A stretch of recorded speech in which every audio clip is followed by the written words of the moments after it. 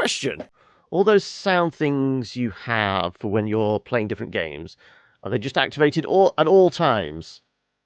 Like that? Yeah. Yep, yeah, you can just do that. I mean, they are dependent on how many nibbles you've collected. And you can see how many of those you have by exclamation nibbles, and then I have added into the sound effects and VFX thing the cost of them. So exclamation nibbles will tell you how many you have, and then you can do exclamation SFX nibbles with a Y because I'm weird. Plus, that's kind of how it's spelt in data terms. So you have 1800, well, almost 1900. If you do exclamation SFX or exclamation VFX, you can see how much stuff costs. Anyway, so yes. The Mucky Mammoth. It's a dirty beast. It's absolutely filthy mucky. Anyway, yes. Let us continue. 5 a.m. Utility guys working outside already. Oh, okay. With their required car flashes and headlights coming right into the bedroom. So I think we're bypassing the tea and going straight to the coffee, or potentially something stronger. Regardless. Hopefully I can, ease the troubles, ease the woes a little. Also, hi, Silver. I didn't notice you sneak in. How are you doing today? So, I'm not hearing anything yet. Hopefully we'll hear something in a moment. Yes, okay, we're good.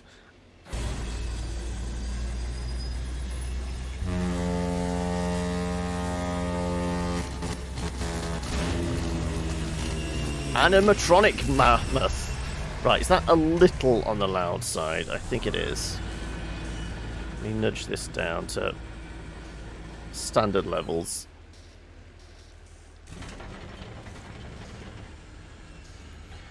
Manual 5.4, context backflash. Okay. General wear on the gestural gear mounting apparatus 5A/1 may result in undesirable play between teeth in the context of history state machine gears, causing stuttering, slippage, resetting, and skipping. I guess it could be a slippage. If left unresolved, gear slop can gradually throw limbs out of alignment, blend motions, and contextualize gestures. I mean, we're all about contextualizing those gestures. I'm sure that's like one of the wild magic things, isn't it? There's definitely some gesticulating going on. See also sections 1.8 general troubleshooting and 5.3 gesture context. It's got to be about the gestures, hasn't it? It's all about the gestures. I mean, always the incontinent puppies, though. This seems like a good one to do at random times to be annoying. I mean, you always need to throw a Wilhelm scream in there occasionally, don't you, Desmond? All gestures happen in a context. The set of preceding gestures, the overall orientation, the extended variables such as time of day and interior effect gear angles. That'll do, Buck. He throws the manual into the river. That'll do, Pig. That'll do. Must be missing a page or something.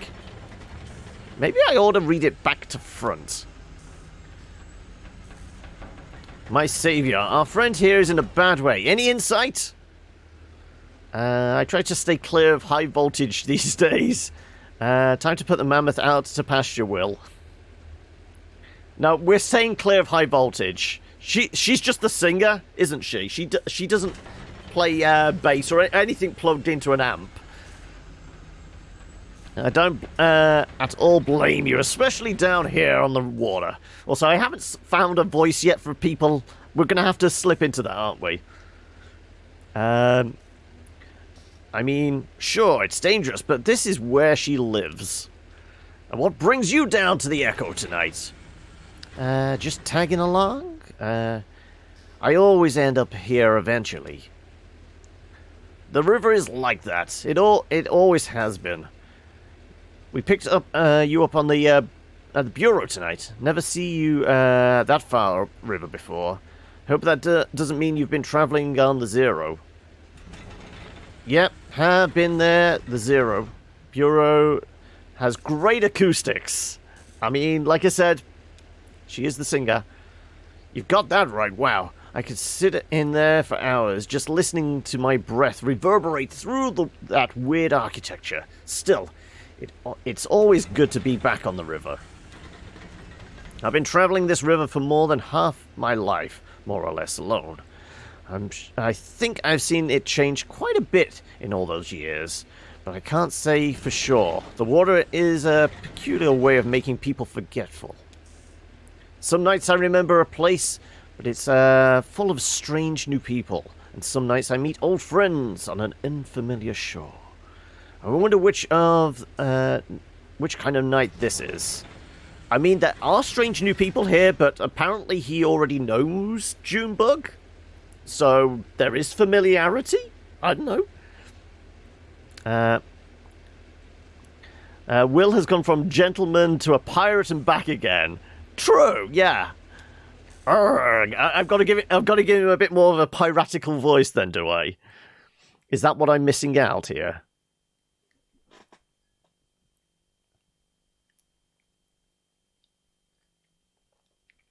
That filthy Mucky Mammoth.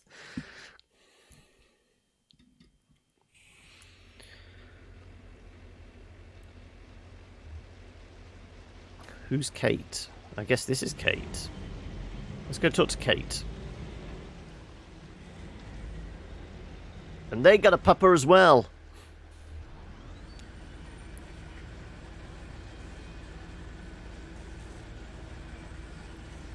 How's that cold river spray treating you? I thought I saw you squinting.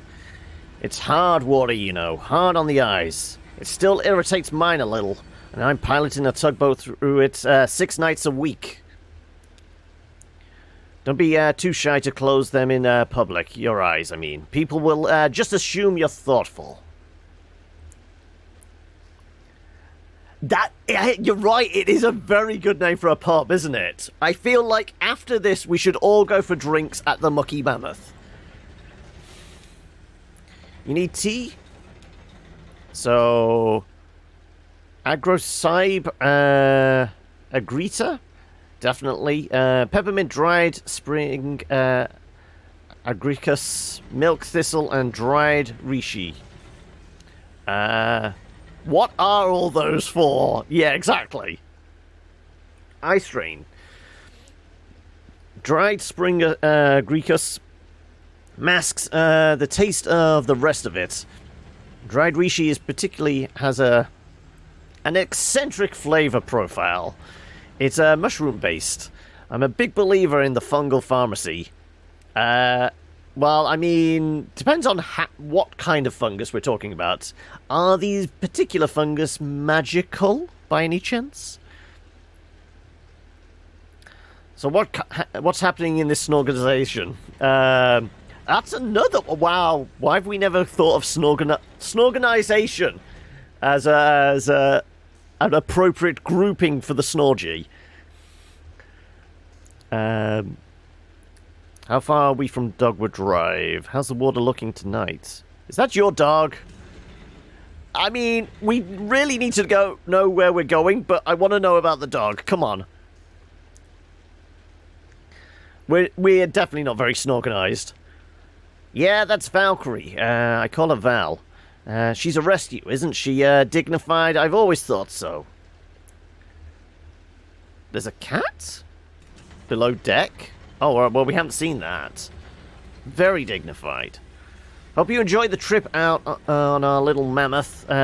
Take advantage of all the amenities. Fresh air, cozy bunks, hot tea, the video room. There's some pretty interesting tapes down there. Actually, unusual, I mean. Weird. Watch out that VCR doesn't take your hand off, though. It's untrustworthy. What's wrong with the VCR? I could take a look.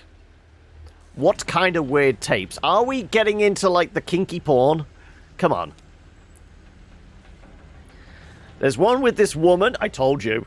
She just, like, standing there talking. but you can't really hear her, and there's this awful hum. See for yourself, it's down there somewhere. Hey, do me a favor, go ask Will how the repairs are going, and if he needs anything. We're coming up on the next stop here. Just refueling and picking up a few things. I could grab a bolt or some wire or something, whatever he needs. Well, eyes on the road. The usual Snorgy preparation is underway, clearly.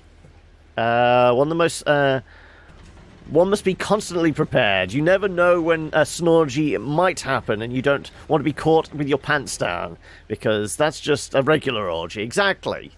The Snorgy is all about snuggling.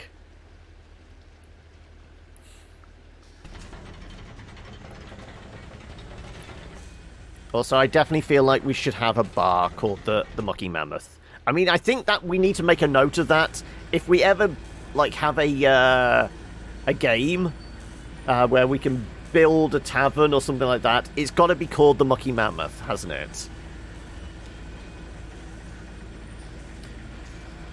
Also, we said we had to give a vaguely piratical voice, didn't we? For we are mold and whiskey fed, and... Oh, wet gears. Wet gears? Did you build this thing? Probably. Who knows? First thing I tried anyway. Down here by this little blue box. Took all the gears out, dried them one by hand. Dried each one by hand, and then I loaded them back in again. That took care of the grinding sound, but her trunk keeps doing that sparking, clanking, weeping thing.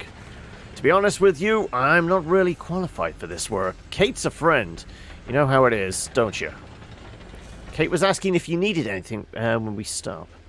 How do you two know each other? What's your story, Will? Well, she did ask us to ask him, so... Hell, I don't know. Scratch ticket? I think she meant, like, parts or... Ah! I wouldn't know if I did. How do you and Kate know each other? So... Ever walked through rolling farmland? Just drove, I guess. Right. Nobody does it, unless it's their land to farm. I mean, they'll walk from barn to tractor or tractor to truck, you know. Well, I sure did. I slipped under or over fences. I walked barefoot with the seeds when they just planted and tilled the earth with my toes. Hey, I should tell you where I left my shoes. Did you know I'm classically trained organist? It's true. Look at these long fingers and pedal-gripping toes. It doesn't matter. A minor in French literature earned me a position teaching Etudes to Zola at the university. Well, some shitty governor cut state funding for our department, and I was demoted to mopping floors, running wiring through walls, or in dangerous places. I even operated the soundboard at the student theatre. I left my shoes there at the university. It was a protest, walk without shoes for something important or tragic. This guy sounds like the only reason he's on a boat because he's lost his marbles, possibly.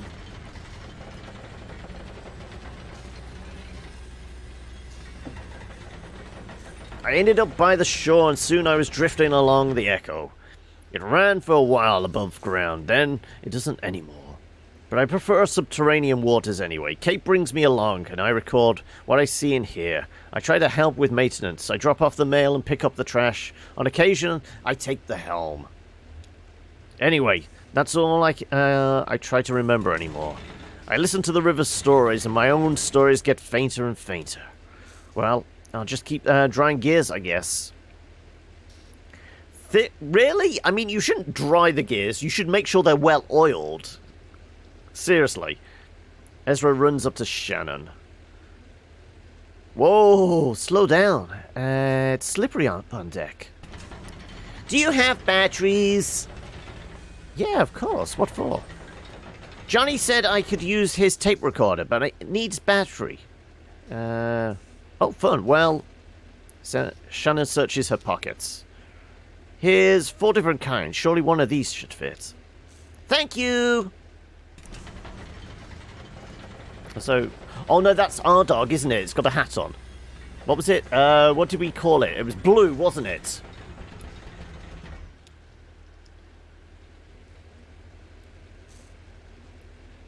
You got your batteries, small man? Go get you some tape.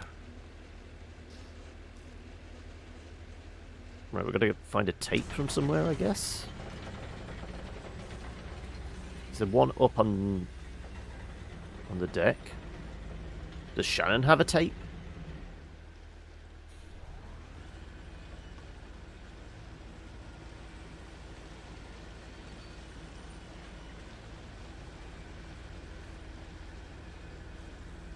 Can we go in on this side? Okay, well, I'll try this.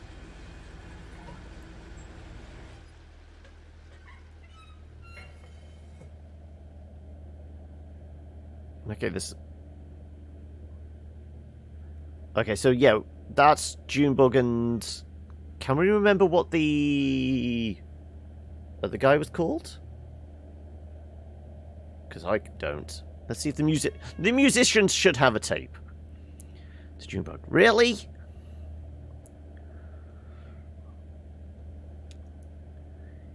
You were entranced. You don't remember this? It's okay.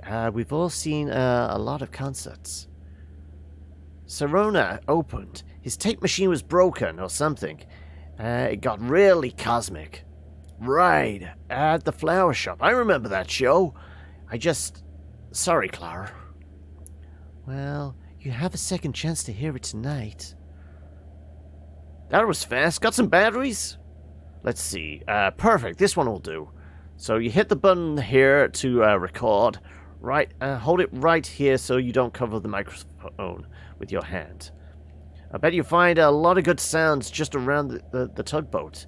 There's plenty of tape in there, so don't be stingy with it. Just record anything that catches your ear. It really changes the way you listen. For the better, I mean.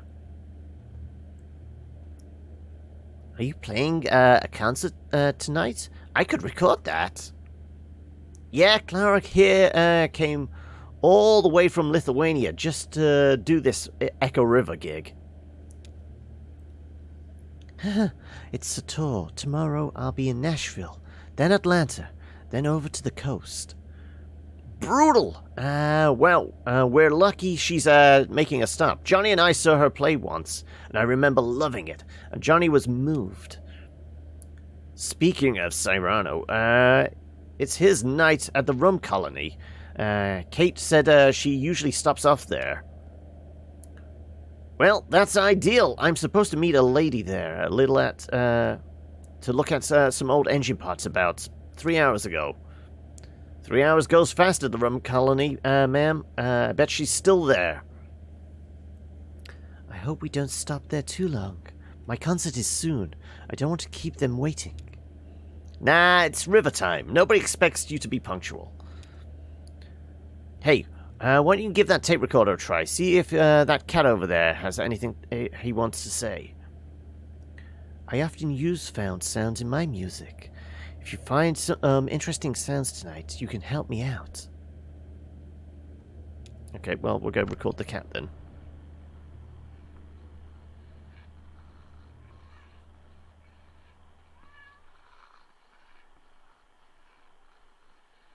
So, we know about Conrad losing his leg. How did he lose the arm? Was that after taking the job with the rum company?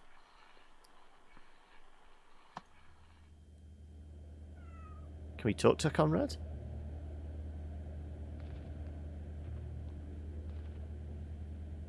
Oh, it looks like we're taking control of Conrad.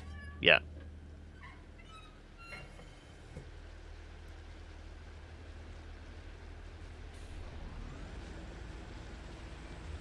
Conway! That's... I thought... why was I thinking Conrad? I mean, it's more... Okay. You know, it's the strangest thing. I can't remember why I came up here. fresh air? Neither can I. Maybe you should slow down. Huh. Damn noisy river. It's just that thing about... What was it? When you walk through a door? When you go into the kitchen for something, and as soon as you pass from one room into another, you forget what you wanted. You have to walk back out just to remember, like you left a part of your brain behind. Hey, I wonder if I could follow that breadcrumb trail all the way back to the room I was born in.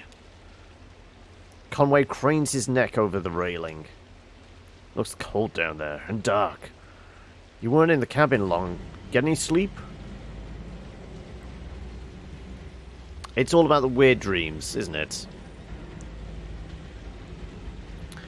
Yeah, that's when you get the strangest dreams. When you nod off right, just kind of dip your toe into sleep. And some weird image floats by and takes a nibble. Shannon leans over the railing and looks at the river below. There's all kinds of trash down there. It does look cold, doesn't it? Could have fallen off the hall back there. I think that kid was playing on the trash barge earlier. Should I be worried? He seems to keep himself entertained. It's good for him. It's important to know how to be alone. What's up, huh? You look like there's something you want to ask. Fine. You can ask it. One question. I thought you didn't drink. Do you really have to go work at Hard Times? Well, I didn't. I mean, I did and then I didn't, and then I did again. That's how it always goes. I drift out, finally wind up back at Lysette's with a head between my legs saying never again. 15 months, this last time. I think I hung on because I knew there wouldn't be, for much... I knew there wouldn't for much longer be anywhere to go back to. Oh, okay. Just a very oddly structured sentence. She went to live with her sister now, and probably won't remember me for long anyway. One time she picked me up out of a ditch by the road, blackout drunk at dawn. I came around later that night. She'd taken care of me. I told her I didn't deserve it, and she said I didn't have to deserve it. She sounds like a saint. We should all have someone like that. So you go to the distillery instead?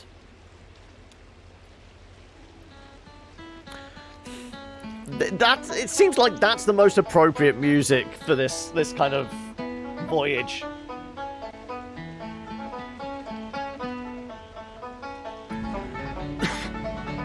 I've got to repay my debt. Hell, I should be grateful for the opportunity. If you want to die with any dignity, you've got to settle up. That's why it's such a damn shame when people go sudden. But considering he's drinking a lot now and they're going to have him driving a truck, is that really advisable?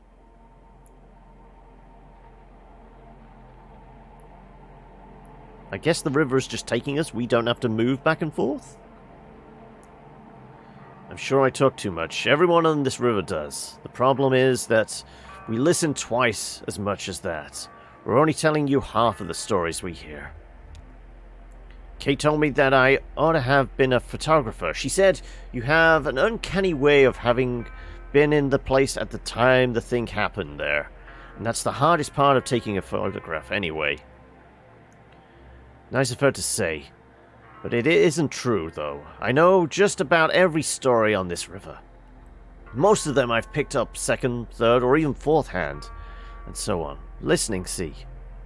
Now I know what you're going to ask, so I'm going to answer it. Yes, I'm sure they're all true. I personally believe a story gets more true as it's tossed around from brain to brain. The whole community brings their insight to bear on the brittle facts of experience. There are a few Echo River stories I witnessed directly. I saw that big owl migration pass through. You might have heard about that. I was there when the old train station flooded. I saw the ghost of Stephen Bishop brew up a batch of white lightning on a raft. Or anyway, I talked to a few sailors who'd recently crossed paths with him, and I suspect sampled his wares. So, that batch of white lightning, I thought for a moment it was in the context of, okay, this is a game and things are weird, that somebody's actually made lightning in a bottle or something like that.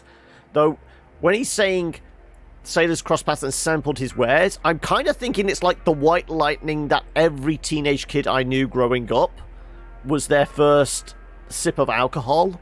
The 1 litre bottles of white lightning used to get at the supermarket, just like the dirt trash cider that came in like a fizzy pop bottle. So apparently a ghost is making white lightning. Okay. One night when I was working on the Mucky Mammoth, we picked up a gaggle of passengers headed down to a mail drop by the silo of the Late Reflections. Is this us? Also, gas station down here? I knew a couple of them in passing. A pair of travelling musicians. Okay, so this is him talking in the first person about the past, which is currently our present. A young woman, a small boy, and an old man whose name I didn't catch. Oh, and a smelly old dog. We docked at the gas station so the Mammoth could refuel.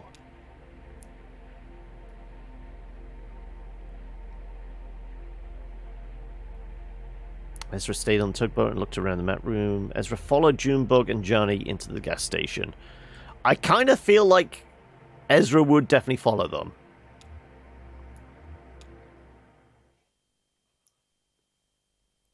Plus, we want to go see what the gas station has installed. But I guess we would have been just Junebug or something like that.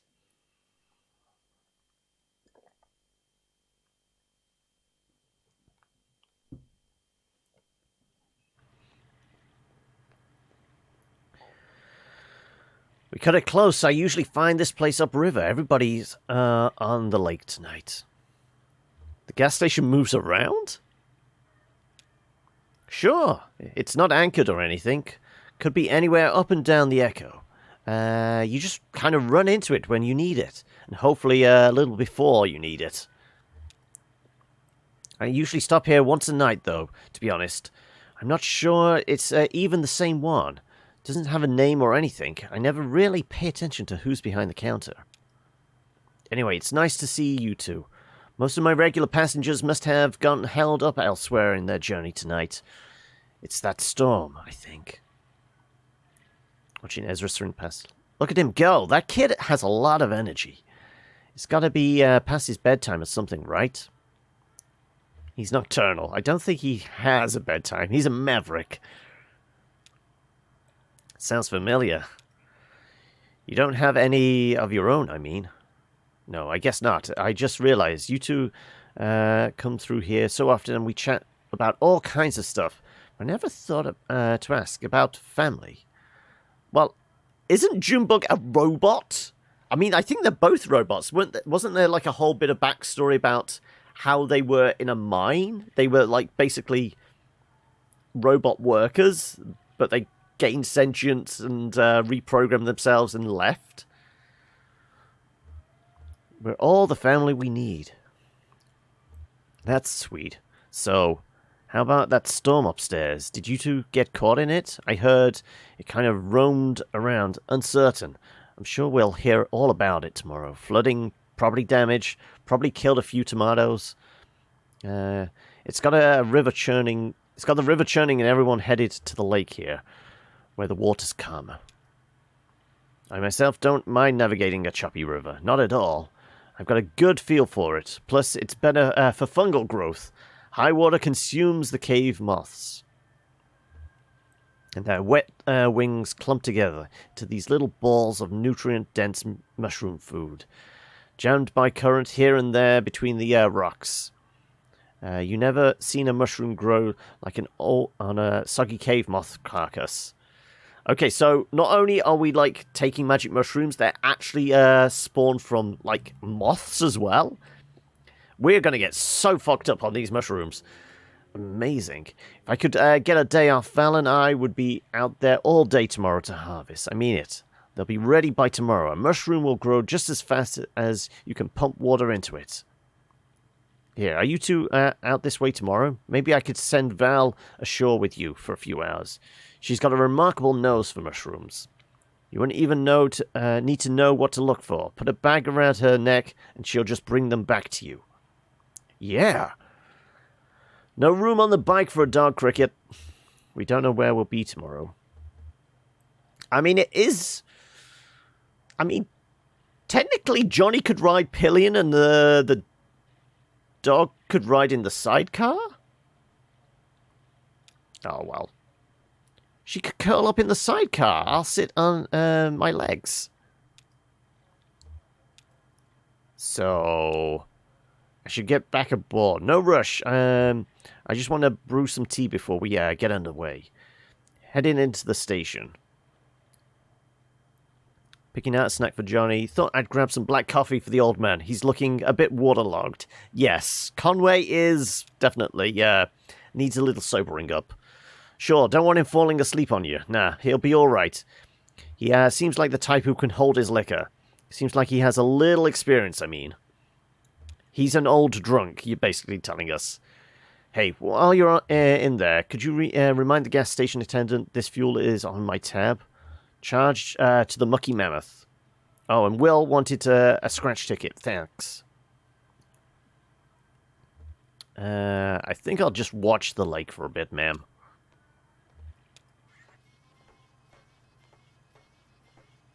So even though we brought Ezra with us, Ezra's just disappeared somewhere. Well, I guess we talk to the attendants. Looking for crystals? Snacks. Why do you assume I'm looking for crystals? Let's get the scratch ticket first, and then we'll get the snacks. What kind? Junebug examines the lottery display case. The one with the bats on it. The one with the Sudoku puzzle on it. The one with the grassy field on it. Okay, after the story he told us, it's got to be the grassy field, hasn't it? Muddy Minefield? Okay. Anything else? Well, we did want snacks for Johnny. Sure, we have snacks.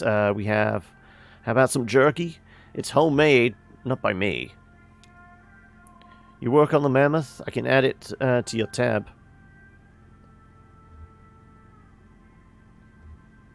Oh, you know, the tugboat? The Captain Kate said I have to remind you. Sure, they're here every night. It's okay. I have one of those faces. Forgettable. I wouldn't say that. Does it bother you? I've learned to cherish it. There's a dignity in being forgotten, letting the crowd flow around you unspoiled. I used to live in a city, I mean a real city, Cleveland, Ohio. Had some family money then, and I didn't have to work. I lived in hotels in daylight. I walked wherever the people were. My only duty was to the crowd. I was its observer, its historian, its detective, its poet. Well, the money ran out, and I dispersed with the rest of them. I took my duties with me here, to the Lake Leith, in the Echo River. I live behind this counter, anonymous, invisible, but I live with dignity. And yourself? Sure, something like that. No, I don't think so. And that's the Junebug answer. I enjoy company of strangers. I like to keep moving. She does. Yeah, that's the way to do it. I can't help it myself. I travel at the pleasure of the currents. Snacks are in the back there.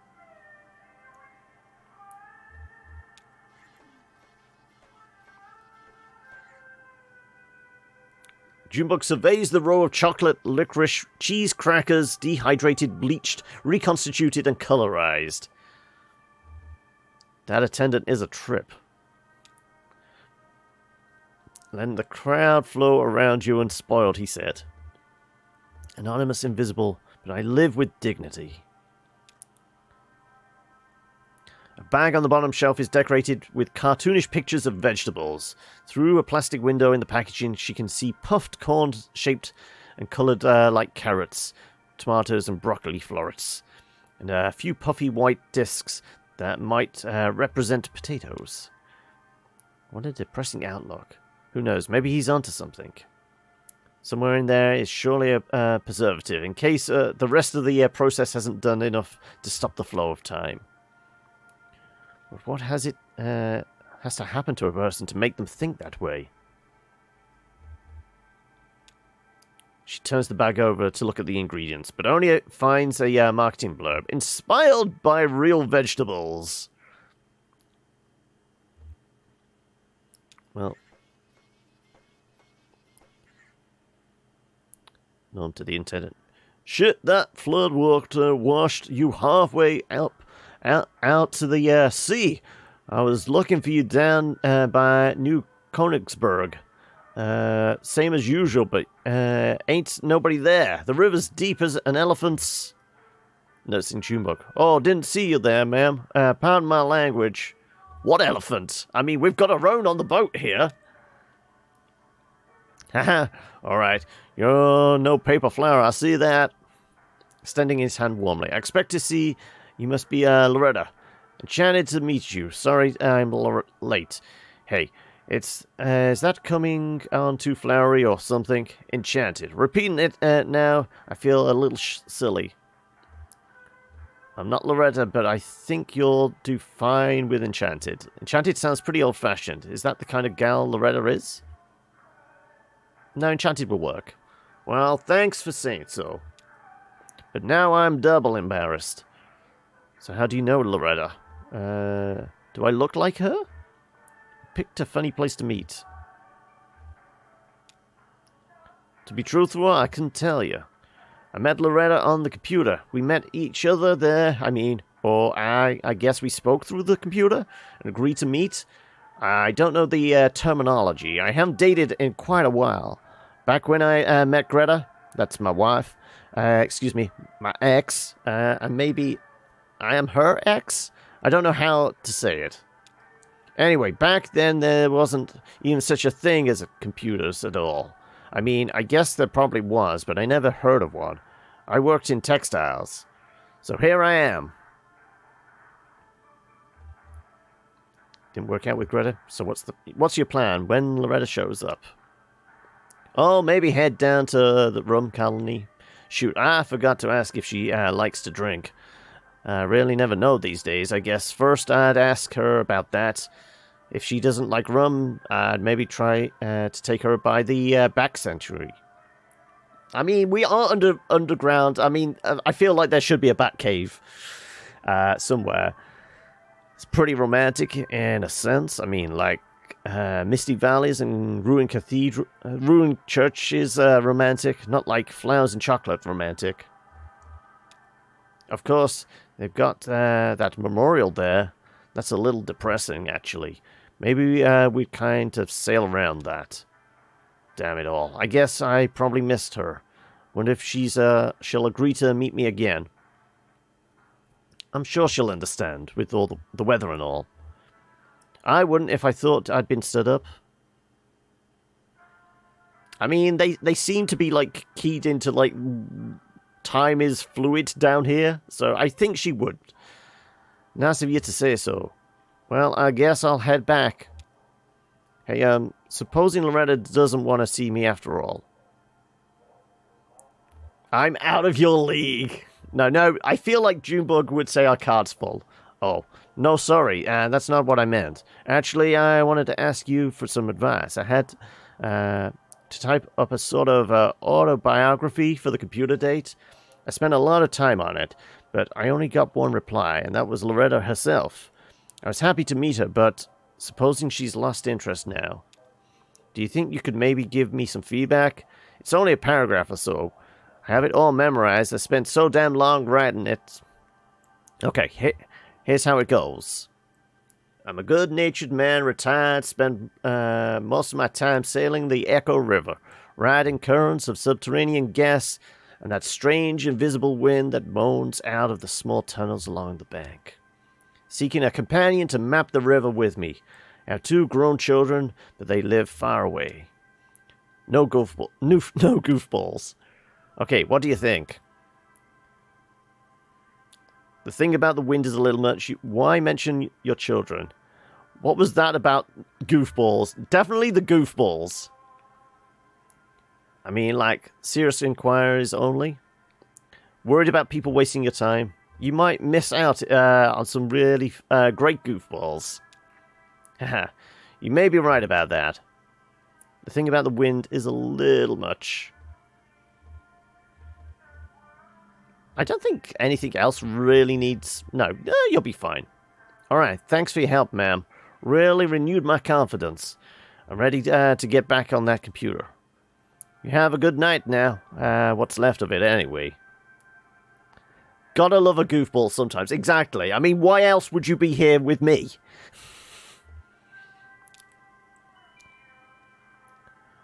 What do you think of that other dog we've got on board, Val? Mushroom hunting, huh? I'd like to try my hand at mushroom hunting. I bet I'd be pretty good at it. Weird cave fungus growing on soggy moth wings sounds kind of romantic, but also kind of gross, right? So, could you fit in the sidecar?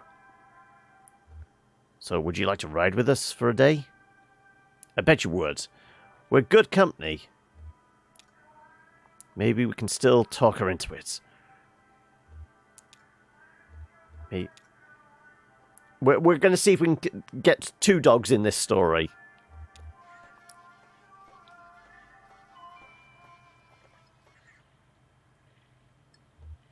Go give Johnny his snacks.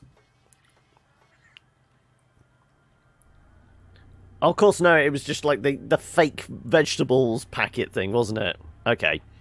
Sorry, Cricket, nothing good on offer.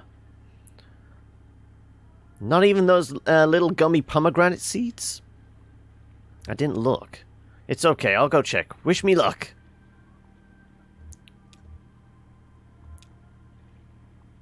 We're going to take Johnny inside? Yeah. I was going to say, I think both Johnny and Junebug need their hinges oiling a bit. Do you carry those little gummy pomegranate seeds? Hey man, how's your night? Quiet? Where are you headed? Helping some new friends make a delivery, or along for a ride anyway. Hey, Solux! Heard this game is actually finally finished. Yes, the final act released yesterday. So this is why we did 1 through 3 last week. So it's acts 4 and 5 today. Well, even if you're not doing the heavy lifting or navigating or whatever, a passenger contributes to a journey too. I never travel, but I do love travelers. That's what I like about this job. Travelers come to me. Do you ever get lonely here? Meet some interesting people? I wouldn't say I meet them, but I do sell them gas. Well, let me know if I can help you find anything. Big Al? Glory, it's good to be among friends. Suit yourself. What are you so excited about? Wow. I should take a page out of your book, man. I'd give you any advice I could, little guy, but I think the most important thing I can say is... Glory, it's good to be among friends. Helps to keep things in perspective, I guess. Okay, I'll see what I can do with that. It's a ritual of remembrance for me, tonight particularly so. It's my birthday. I'm 5 years old. Do you know why I say that? Well, I'm gonna tell you. 5 years and some days ago, I set out on the Echo River alone, and so I thought at the time I was looking for an ice floe. They're occasionally rumored to travel our humble artery on their way from who knows where to who knows where. Who knows why? It's a mystery. I mean, personally, I wouldn't imagine an ice floe or an iceberg or anything down here a fatberg, on the other hand, this definitely feels like the kind of place you would, like, run into one of those. Subterranean waterways, it's definitely got, like, that. Okay. We've already talked about the trash in the river. What's the betting? There's probably something a little more icky down here as well. An hour into the journey, my lantern gave out. Now I always carry 3 or 4 spares. You'll never catch me in the dark again. Lessons learned, buddy. But that night, when the lantern went out, I was stuck in the dark. I kept my arm extended, running my fingers along the cave wall, trying to keep my bearings as best as I could. At least make sure I wasn't going in circles. I just prayed I'd find another traveler who knew his way back to the lake, or above ground, or even just a crack in the rock to get a glimpse of the moonlight. I had a large bag of apples with me. After a long while, maybe a day, I was getting weak, so I took my hand down from the rock to tear the bag open. Well, when I reached back, I couldn't find the cave wall anymore, or any other. I was totally unmoored, buddy, totally adrift. It was so dark. I started counting time in apples eaten. I drifted in despair for 4 apples. Then I schemed and planned and dreamed for 2 apples. Finally, I came to accept my fate, lost at sea.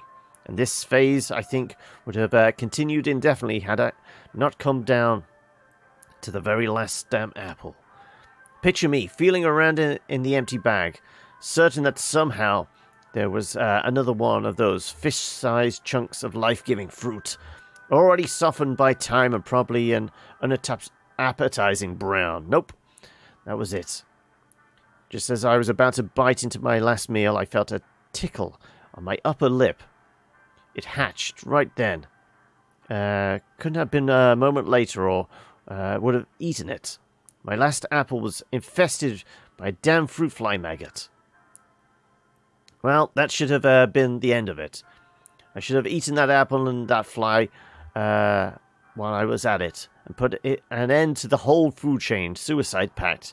But I waited, out of mercy. After all, this fly was basically a newborn child, right? A gross insect child, but still a child, right?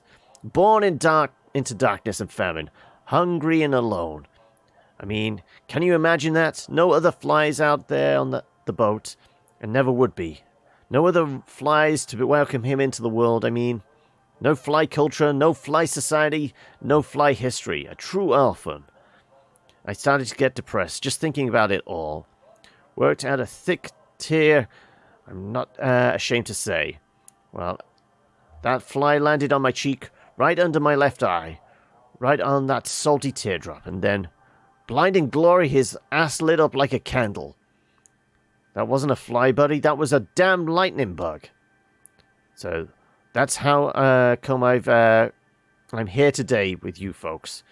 Only because I found my way out of that strange river cave by the dim-lit rear of some orphaned insect hatched out of my last rotten apple. Glory, it's good to be among friends.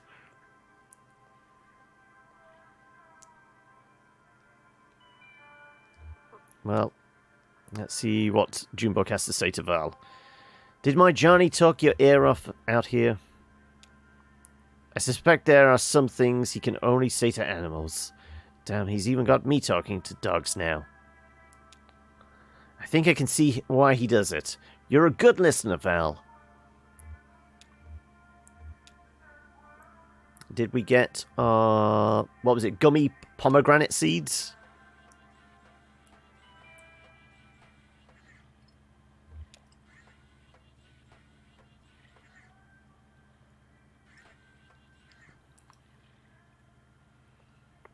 That guy's a trip. That gas station attendant. Did you talk to him? It's funny, he actually reminds me of that frog we had for a bit. That frog you had? I thought it was a toad. I like to think he was part of the family, you know. Okay, so how does the gas station attendant remind you of a frog? Oh, I don't know, because he liked to talk, I guess? Maybe we should pick up another one. A frog, or a cat, or an iguana, or something. What do you want a pet for? Feeling lonely, Cricket? Not exactly. Not like that guy in the gas station. That guy lets the world wash over him, static like a rock. But you and me both, together, I mean, we're always moving, always changing. I think it's because we feel safe with each other, you know. Free. We can try stuff out, change our clothes, swap parts around, just play. I'm not lonely, just curious. With another person to play with, what else could we be? You might be right, Cricket. I don't think it's a good idea. We can keep it in mind. Let's not rush into anything. You might be right, Cricket. You really think so? Wow, I thought I'd have to wear you down a little, like I did with the gerbils. Oh, that's Kate. Time to hit the road. River, I mean. Also, where's the kid gone? Didn't the kid come out to the gas station with us? See that small brick building? It used to be an upholstery shop. Now it's inhabited by a very skilled taxidermist whose art is greatly in demand. When it was an upholstery shop, it didn't see nearly as much business.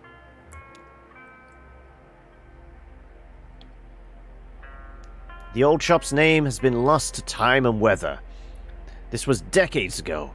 The only trace of it now is the greyed frame of an old sign behind the new lettering, which now reads Trapper, Stalker, and Sportsman. And then below, smaller, no specimen is too exotic, no arrangement too fanciful.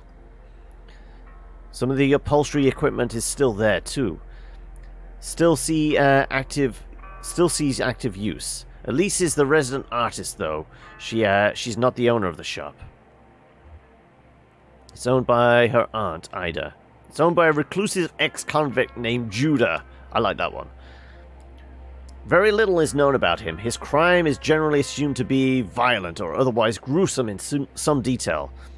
Though, of course, that's all speculation and probably comes from his association with the taxidermy business. Even though he never so much as skins a squirrel, he's more like a silent partner. I guess those are the ones you're supposed to keep an eye on. But Judah is old and keeps to himself, and the consensus seems to be that he's paid his debt to society, whatever that debt may have been.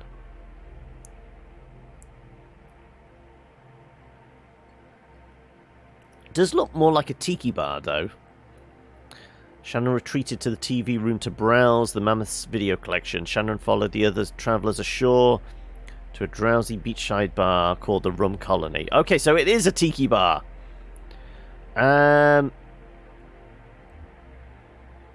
Actually, I feel like Shannon would go to mess around with the TV. That's her thing, isn't it? Fixing TVs, so...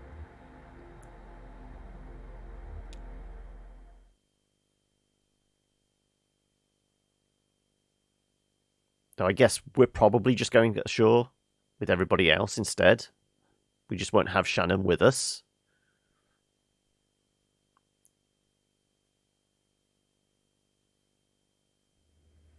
No, we're on the boat. So what did you do an hour or two ago?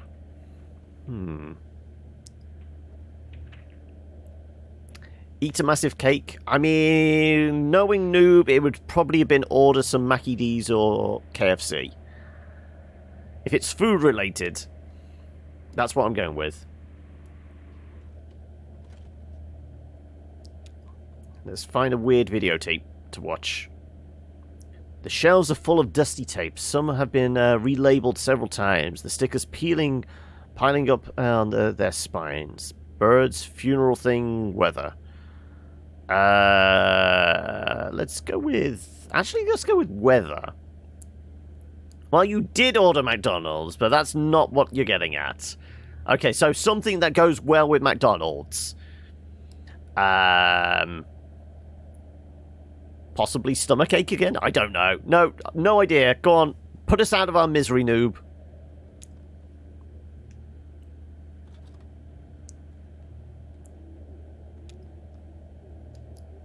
Indistinct narration from the TV. The on-screen title identifies the program as The History of Weather, Volume 3, Drought. Over footage of a dry riverbed, the program's narrator explains the difference between modern drought and ancient drought. The narrator proposes that modern drought may hardly be considered weather at all, since its severity and behavior are so influenced by human activity. Boring. Also, very prescient for, like, the issues we're having with the current climate.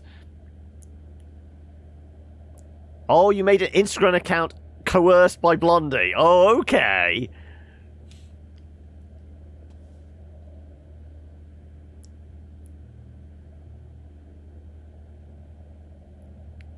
For science, of course. Hey, Panda! Why am I having eyeliner ads? I have no idea. I've no idea what you've been searching on Amazon or Google to get that, but... And Sock, how are we? Yes. I really don't know how you've managed to get eyeliner ads, but apparently it's a thing. Admittedly, the only thing I tend to get as, like, ads on Twitch is basically the next Amazon series of something, isn't it? Tends to be, anyway.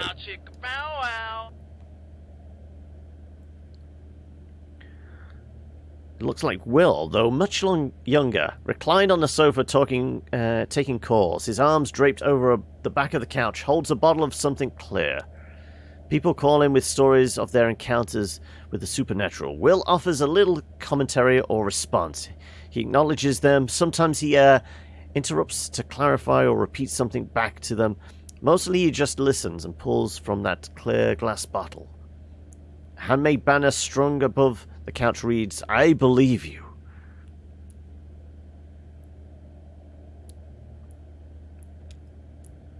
I feel like Panda is worth it. No, that wasn't Maybelline. That was Pantene. I haven't watched TV in ages, so I don't know what real ads are. It's just the 5-second ones you get on the start of a YouTube video that you definitely skip. Get rid of this crap.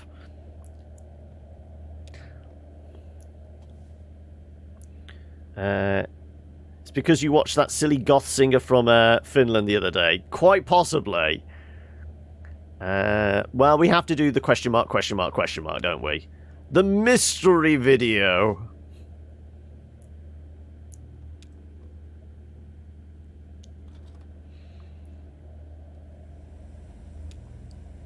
Eerie hum from the TV. Is this where we're actually watching the video from Ring, aren't we? That awful hum, it seems to start before Shannon even hits play. Then there's the familiar room. There are the blank grey walls marked with tape. The school desks. This time she notices a few more details. The murky carpet, like standing water. Some video equipment stashed in the corner. A row of lockers. And there's Weaver, looking serenely at the camera. Oh, Weaver's her cousin. This is the one that was communicating with her.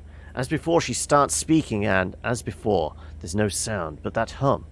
Shannon finds Weaver's words coming back to her as they appear in captions on the screen.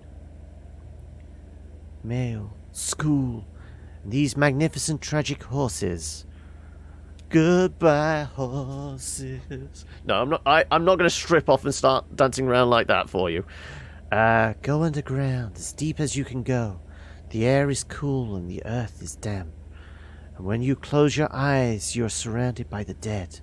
Remember where that is. You'll find your way from there.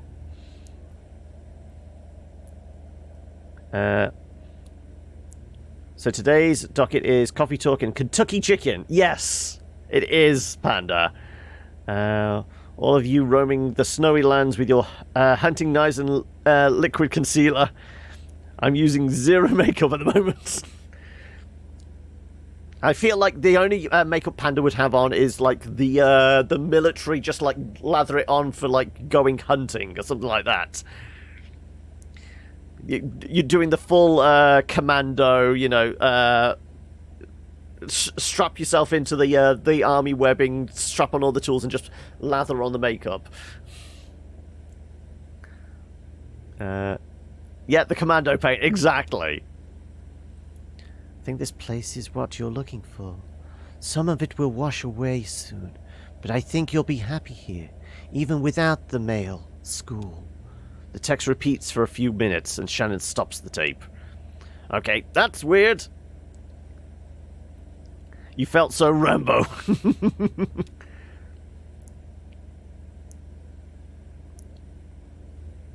Yeah, let's best take the video out. Because, I mean, if it is anything like Ring, we have to make a copy and then give it to somebody else, don't we? Otherwise, we're going to get murdered in 7 days? What are we returning to? Oh, we're just returning the tape, yeah. Birds, funeral thing, shopping. She steps away from the tapes and wipes the dust from her hands. Okay, let's head up to the main deck.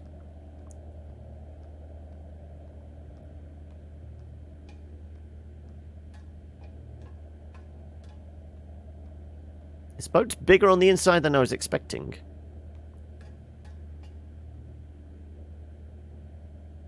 Do we go talk to Will and that? Kate and Will, there we go. No, it was only a few notes, slow and sad like funeral music, you know. I don't remember it being sad, just simple and unburdened. Maybe that's what a funeral music sounds like to me, unburdened. Oh, hello. Kate and I were... Oh, sorry, I thought it was Kate talking. Oh, hello. Kate and I were just trying to remember the Mammoth song. But neither of us have heard it in years. We all just found the mechanism. In the mammoth's belly, hidden in the gritty matted fur. Huh. It's like a big music box, a slow-spinning cylinder covered in metal pins that pluck her dulcet guts and pump bellows in her bowels. But some of the pins have rusted and worn away, easy to replace if we can remember, if we can ever remember what note they were. Did I hear you browsing the archive next door? Find anything good? Where did all those videos come from? I found something pretty unsettling, actually. Pringles, butts, and 30 slut dragons. That's the emotes I want too, John. Okay. He's not the Messiah. He's a very naughty boy. Pump the bellows in her bowels. Naughty? Oh dear, I don't even know what's on half those tapes anymore. There used to be movies and that kind of stuff. I like nature documentaries especially. Some people left their home movies or little art videos they'd made, but that damn VCR devours anything you leave in it.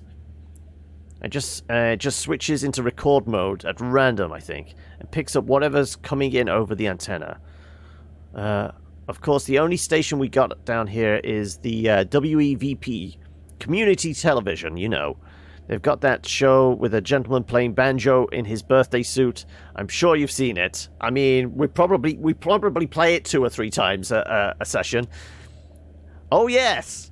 And if there's no tape in the machine, when it tries to start recording, it makes this awful sound, like putting a squeaky toy in a food processor. I can hear it above deck. It's awful. That's why I put the sign up. Please do not rewind after watching. At least that way nothing gets taped over anymore. Where is this station, WEVP? Also, do we think the P's going to be production, video productions? E, I mean, this is the Echo River, so West Echo Video Production? Something like that. You were on one of the videos, I believe you. It said... Where was it? Where was that taped? You had a TV show? I never knew. No, I don't believe I ever have. Title sounds familiar, but more like it's something I heard about, like secondhand information. They let anybody on there. That's the whole idea. Community television, or public access, they call it. Really evil, vile people. That's the stuff I need to taste someday. Oh, sorry. Oh man, I love black pepperoni. I just scoffed 5 in a row and I feel no shame. Okay. I would say it's possible that I did the show you saw and then forgot. Wouldn't be the first time. The studio, no. I can't say that I remember where WEVP is. Sorry. You should meet Dashiell. He did lots of volunteer work for WEVP. Can we... With P? I want to abbreviate that rather than saying each letter individually. WEVP. Should we just go WEVP? In the early days, wiring up antennas and relays and stuff like that. I think you two would have a lot to talk about. He works at the telephone exchange. No, I'm afraid he's been let go. Oh yeah? That's odd. He still takes the ferry to work every day. I'm sure he's at the telephone exchange right now, in fact. I dropped him there a few hours ago. We're stopping at the telephone exchange again shortly to deliver their mail and pick up their trash. You should go ashore when we do and ask for Dashiell.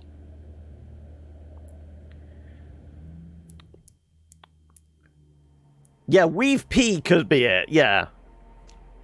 Just pissing all over the place. I mean, I'm sure there's very specific videotapes of people peeing, but it's not. That would definitely be against Twitch TOS, wouldn't it?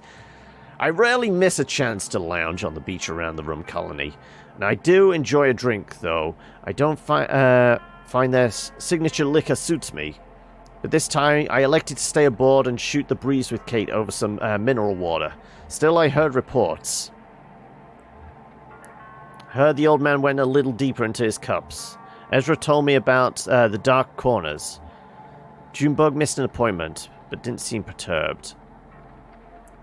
I think Conway's, descending deeper, isn't he? Crossing those streams like it's cool. Not at all surprising. He seemed to have some momentum, and Patch mixes up some pretty magnetic drinks. So there's a Patches in this as well, is there? Not just the asshole in Dark Souls.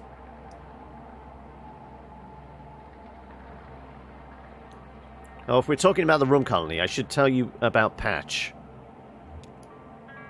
He's the bartender, general manager, creative director, I guess that means he books the music. He's pretty much run the place for the last 7 years. A lot of folks assume he owns it, but that's not the case.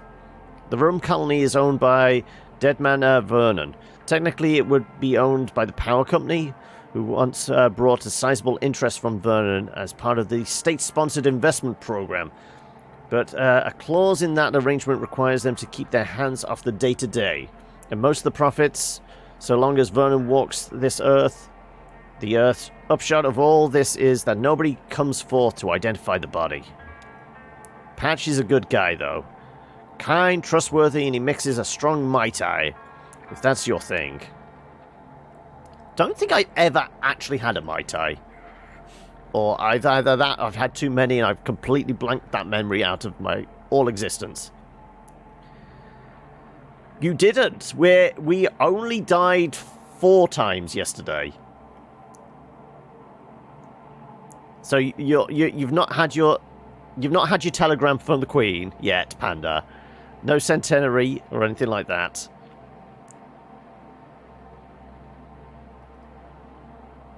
I mean, there's a doorway here, but are we waiting for some text?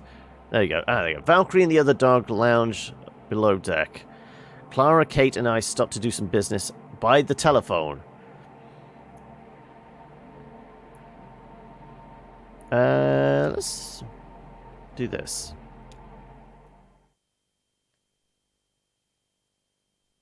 It's only 4 times since you wasn't taking the tally. I mean, if you want to watch back the video, you will find it was only 4 times we died.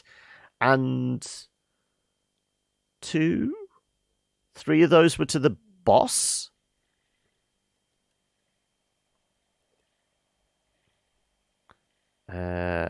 I guess we're going to be here for a minute. Looks like they have a few calls to make.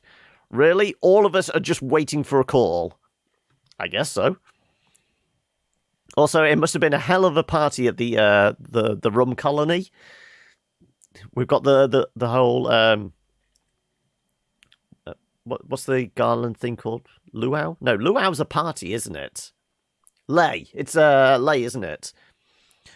I should probably call someone too. What are we going to do? Yeah, that's a good question. I just thought I'd stretch my legs, you know, on firm ground. I didn't realize this place would be floating on barrels. But when I was driving long hauls, that's the real big trucks now. I sometimes wouldn't leave the cab, but to pump gas. I took my meals in there, I slept in there, I changed my socks in there, you know, the whole thing. So one time I was hauling a bunch of big spools, telephone wire, I think, actually, up from California into Washington State. You know where that is? It's way out on a map. It's kind of to the left of here, much more or less. In between California and Washington, there's a place called Oregon, and you can't pump your own gas there. You have a guy who does it called a gas jockey, and you'd better not even open your door, or they get all suspicious. I drove from California into Washington, and I refueled in the middle of Oregon, and so I didn't set foot out of my truck for a whole day. When I came out of the cab, the ground rushed up like it missed me. Gave me a big old kiss right in the chin, right here. What am I saying is, hell, I forget. What am I talking about? I mean, Conway is definitely into that drunk. I'm retelling these stories, but I have no idea what I'm actually talking about. It's important to take breaks. What's your step getting out of a truck? You can't pump your own gas in Oregon. It is important to take breaks. Exactly, don't forget that. Don't say I never taught you anything. Well, guess I'll head back aboard. Might see if I can find any of the good stuff stashed in maybe the spice cabinet? Maybe in the medicine cabinet? Ha, that's where it belongs. Hell, who am I talking to? Don't listen to me, kid. I'll see you in a few.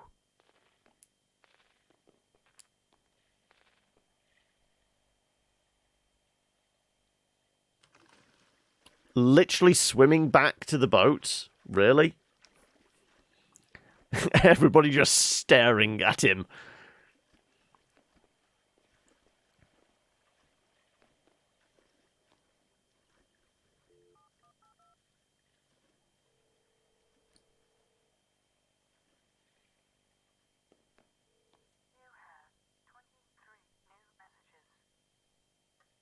Okay, we've got a lot of messages to go through. Also, is that a bear? How come he's got a bear in his apartment?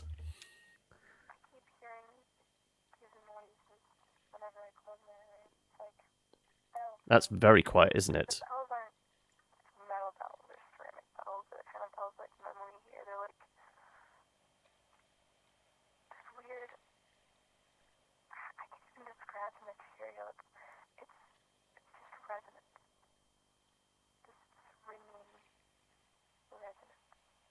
Okay, did any of you actually hear any of that? That was very quiet.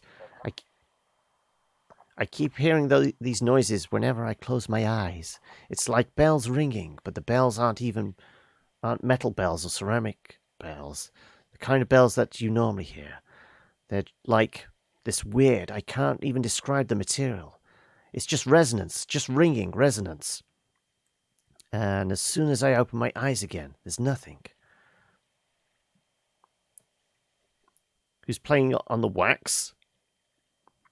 As in, it sounded like a wax cylinder type thing. Oh no! So Panda, you got a new vinyl today. Oh, go on then. What did you pick up? I remember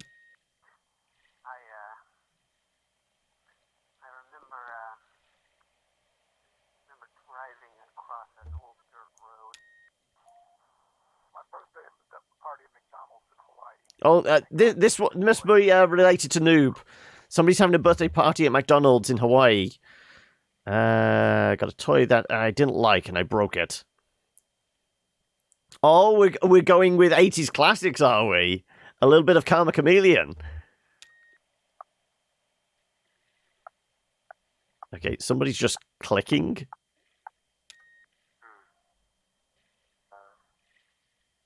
caught next to the jungle gym.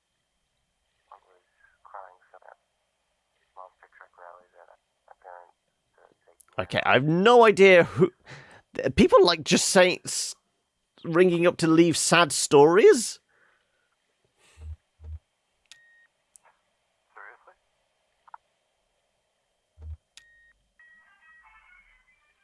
Retreating music. I mean, that's what we need. Whether I wear boots or sneakers, my feet always feel damp. Cold and damp. Well, I was hoping that you'd be able to tell me why I can't sleep. It seems like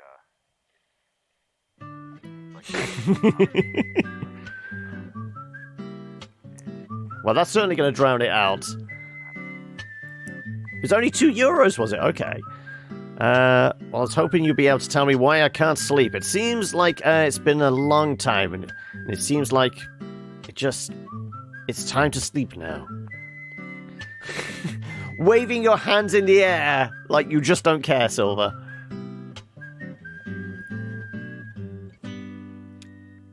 I remember going to a house in Aroostook County, Maine. I was 2. We were moving, and we were You may have left that message, Sock. a white Nissan station wagon with faux wood paneling. And it was the first time that I'd seen the house that I was going to live in for the next 7 years. We'll listen to the next message. Go on. Being washed in the bathroom sink. I have no idea who these people are leaving messages and why they're leaving them for Will. I haven't punished anyone yet, Sock, no. I was just parking my car. I had to parallel park it. The street that I live on was full, but there was a... But it just got cold today for like the first time in a long time. So I had the heat on. And whenever you have the heat on in an old car, it definitely smells a certain way. Okay. So kind of like, There's going to be some like weird achievement for listening to all these messages, isn't there? What was there? There was 25? We've probably done like half of them. like from the car itself, like from the engine. This woman has got a whole conversation going on. There's a lot of smoking going on in that car, so it's not exactly Yeah, this is a long conversation. Let's skip to the next message. definitely there. And Yeah, this is a long message. it's cold. So you get both. And that feeling together is super familiar if you've been in old Really? cars. This one doesn't end. Oh my god.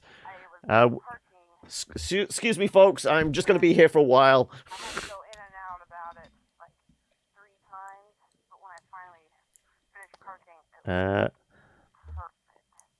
Both wheels together. And that's one I'd listen to. Why did he hang up?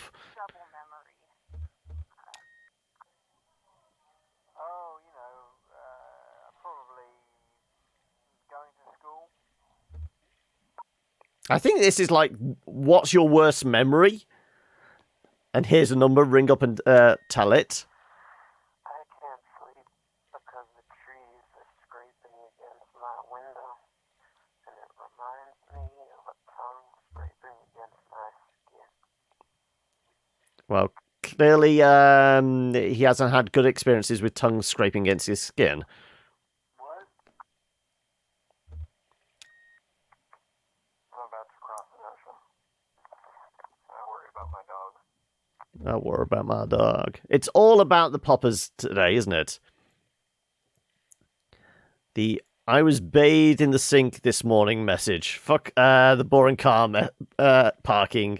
I want the sink tail. I mean, it was literally just those 3 lines for that. Can't sleep anywhere near a place. The gas is sold. Not when it's being sold, but when it's not being sold. Okay. These are getting more and more bizarre. But yeah, my hands are pretty damp. Okay, somebody can't handle their snake because their hands are damp. I think that person was ringing up the wrong phone number, weren't they? I remember the number 10 and a flashcard with a turkey on it. It had a yellow background. The frogs are too loud.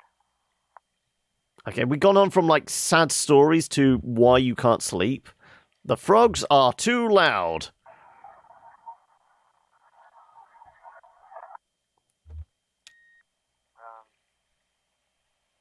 Not a whole lot. I guess I was walking. I was in a stroller in Treetop Park, Florida. That's got to be what was your earliest memory? Accidentally pushed me into a spider web. There you go. Okay, spiders. We were sent for. Who sent you? New messages. Well, I don't get an achievement or anything pop up. Don't you go driving into... It's actually really cold and kind of dangerous. Did he see where he was going? Oh, diving in, sorry. He's looking for the good stuff. He went to get some medicine. Let's do about the good stuff. I see. Still thirsty. Kate keeps some diet soda in the broom closet, but I didn't hear it from... You didn't hear it from me. It's next to the bleach. Bring a flashlight. Oh no, I don't think that's what he's looking for. So, any important messages? Every single one. Where are you headed tonight, small man? I'm looking for my family. I'm just following my friends. I don't know. Is he still looking for his family? Didn't we, like, his brother was the giant eagle? That's the only family he's really left behind. Sure, we're looking for our family.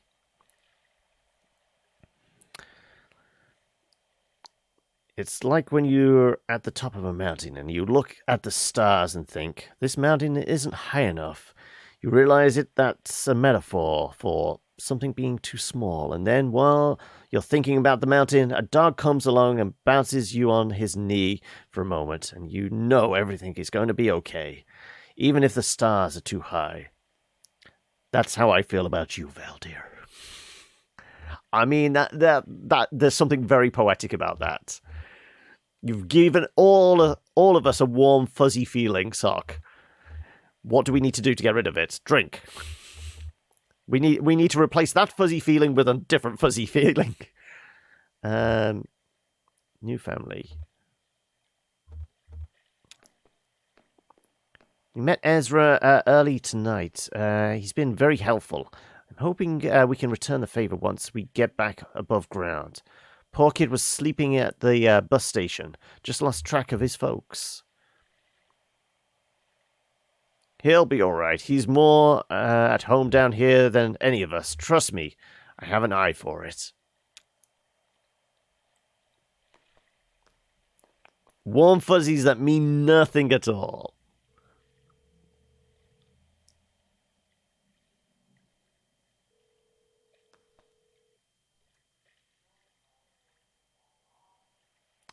Kate, thanks for calling. How are you feeling? Hope I didn't wake you up. No, I can't really get comfortable enough to sleep anymore, except in the car. Oh, not driving, in the passenger seat, reclined. Eric drove me around the reservoir this afternoon, and I got an hour or two in. I couldn't get settled in bed, so I was just watching TV, some cooking show about high-concept junk food, and everyone from my high school chemistry class was there, making cupcakes out of old bicycle parts. I think I might have dozed off a bit, actually. Honestly, this baby can come out whenever it wants. I'm completely over it. Don't rush it. Just try to get some rest. Cute meme of Neighborino wearing nothing at all. Nothing at all. Nothing at all. That's what Eric says. I guess it'll happen when it happens. I mean, obviously it... Oh, we're getting cut off. Whoa. Good, the phones down here are such a mess. Hey, Kate, I really appreciate you checking in. Have your pager number, and so does Eric, just in case I'm too distracted or whatever. I'll let you go. I should try and eat something. Rishi should help with the joint pains. Try some lichen oil I left. Just help settle your stomach. Munch on a bitter hedgehog cap. That should relieve some of your intestinal discomfort. I mean, should you really feed a pregnant woman magic mushrooms? I feel like that's possibly... I mean, it's natural, it's holistic, but... I mean... I guess the kid will build up a tolerance early on in life, sure.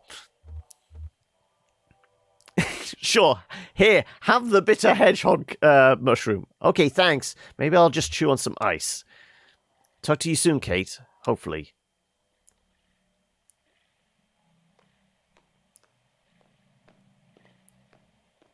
Just checking on a client. Did I mention I'm a birth doula?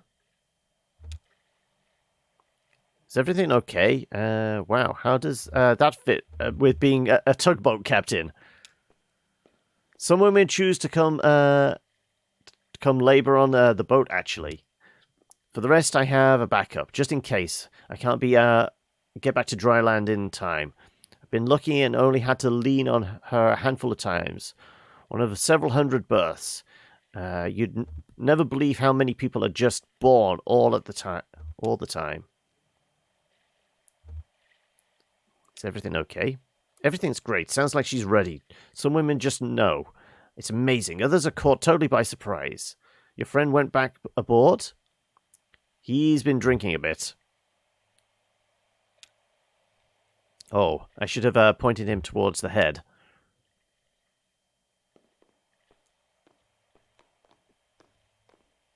Nobody else is going to dive in the water, are they?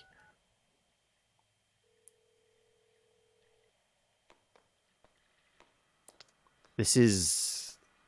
What was it? Kara? Yeah, Clara, sorry. So she's ringing Lithuania, because that's where she said she'd come from. I'm glad you phoned. I was just thinking of you. Sorry I didn't call this week. I've been traveling constantly. You're sitting by the phone waiting for my call? That's so nice. Been traveling around. That's fine. I visited the hospital yesterday. I went to visit Uncle Andreas, but they moved him. Now he's in a hospice care facility run by some old Polish nun. Everyone says it's very nice. I asked them about visiting, and they said he didn't want any visitors. He's just being stubborn. Yes, it's typical of Andreas. I was thinking maybe if you came to visit, he would see you. All those afternoons you two would go drinking beers by the river.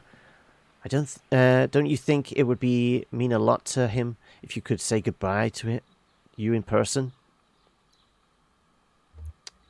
I'd never make it back in time anyway.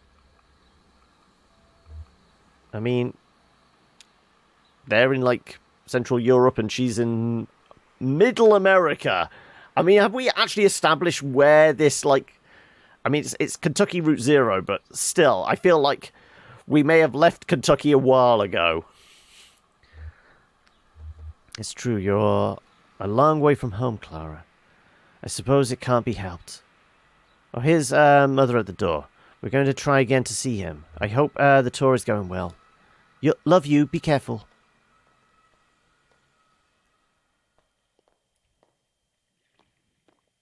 My sister back home.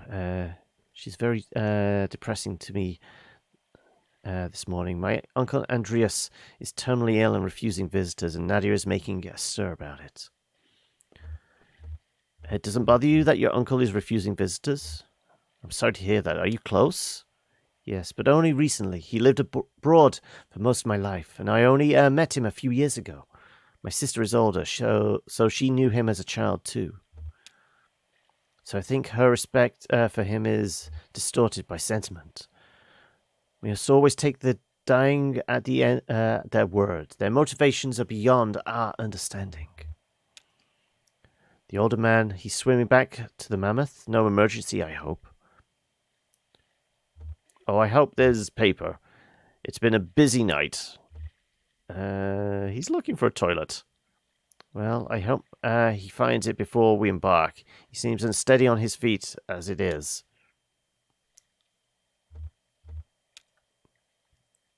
I don't suppose any of you folks are headed past the Bureau of Reclaimed Spaces. Not on this run, but we'll be coming back this way in a few hours. Well, I may still be here then. It's no big deal. I'll just hang out and read or something until it's time to head back to work. Hey, you folks are traveling with that old guy, right? With the leg? Is he okay? Saw him earlier tonight. He came by the storage facility for some files. He totally bit it on the staircase. He's okay though, right? I think so. I don't know him too well. He's a passenger. Sure, he's just been drinking a bit. You know how it is. He just seems preoccupied to me. Yeah, I got that feeling too. Back at the storage facility, he was asking a lot of weird questions, and he seemed distracted, like, spiritually. Well, have a good night. Or, morning almost?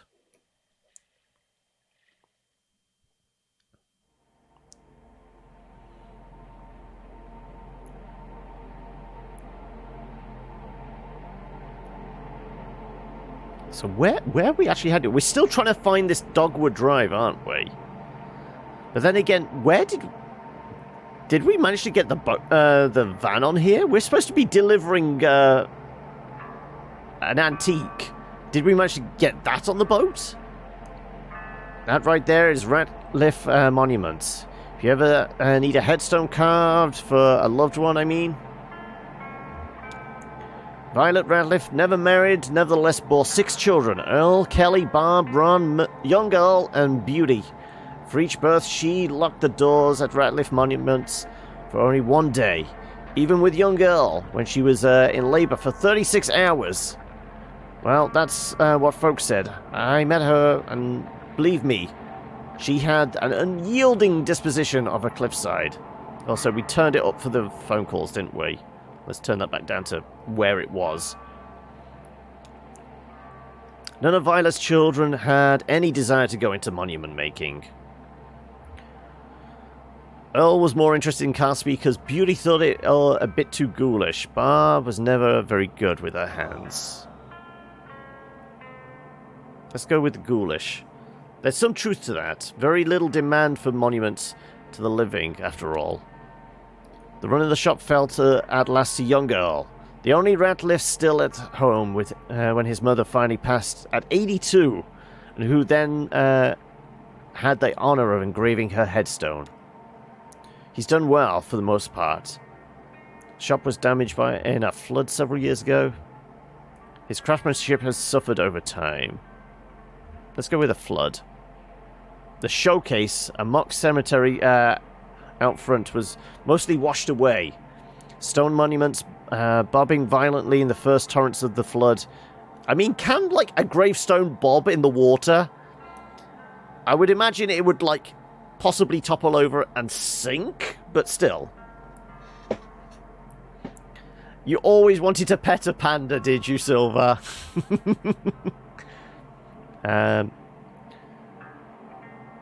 Eventually sank and spread along the channel bottom downriver. An elongated graveyard for no human loss, visited by eyeless fish and adorned with indifferent wreaths of algae. If a few stray stones ended up at the bottom of Lake Leith, too, we'll never know. Young Earl is the last of his short line professionally, and there's nobody around qualified to carve his monument. So he's already claimed one of those at the bottom of the river for himself.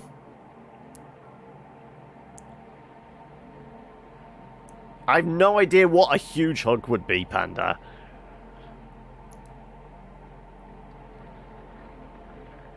Looks like some kind of factory.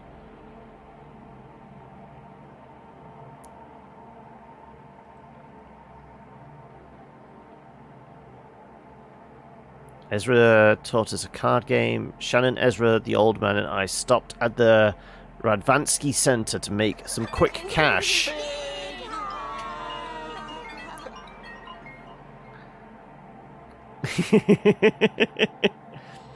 I mean, you don't. I guess you don't need a huge hug or group hug when you can throw in for a snorgy. Let's make ourselves some quick cash. Though Conway is like 3 sheets to the wind, isn't he?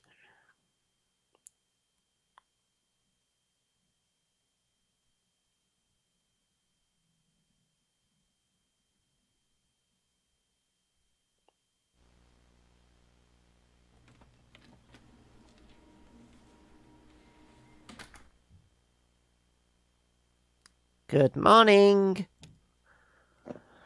Bags isn't feeling well. Long night. Poor kitty. What are you watching?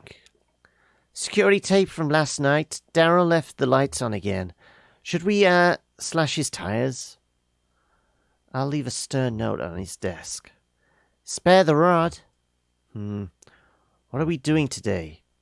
Right, this is weird. You know that old vending machine?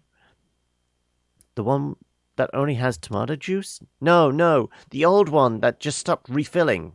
Remember we rolled it out onto the dock last August and some scavenger stripped it for metal in the middle of the night? Daryl cut his hand cleaning it up after them, and it got infected, remember? No? Okay, anyway, the rest of it ended up in the coat room until finally Daryl was planning it into a big bag for the trash barge to pick up, and he came across this box lost inside all the junk. Check it out. This looks old. Yeah, there's a bunch of videotapes and completed questionnaires. I looked up the reference number, and it's never been processed. So I guess that's what we're doing today? There's no date on it. We'll just have to make one up, unless there's some footage of a calendar or something in there. I guess these are old tests before we started doing the video exit interviews. That's annoying. Yeah, let's see how we do this. I'll run the tape, you interpret the questionnaire, and I'll type it up.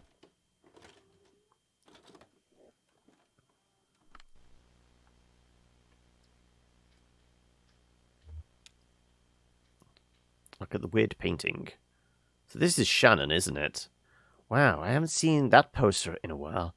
I think that was mine from college. Yeah, definitely. Oh, right. Daryl swapped it out in the redesign. Now it's, what's there now? Yeah, that's weird. I can't picture it. I mean, I can picture the wall, and there's definitely something hung there. That's going to bug me. Want me to go look? It's just down the hall. No, it's okay.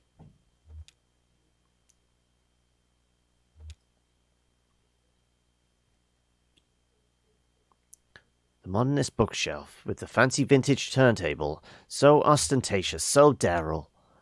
What? That was my bookshelf. Oh, no. But you, like, grew out of it or something, right? It ended up in the lab somehow. I keep my books in a pile now. It's easier to find what I'm looking for. Never, what shelf is that book on? Only, well, it's somewhere in the pile. Pragmatic. Well, I guess time to take a seat.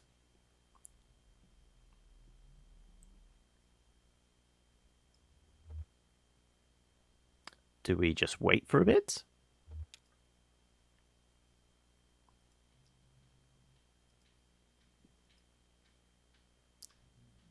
Can we...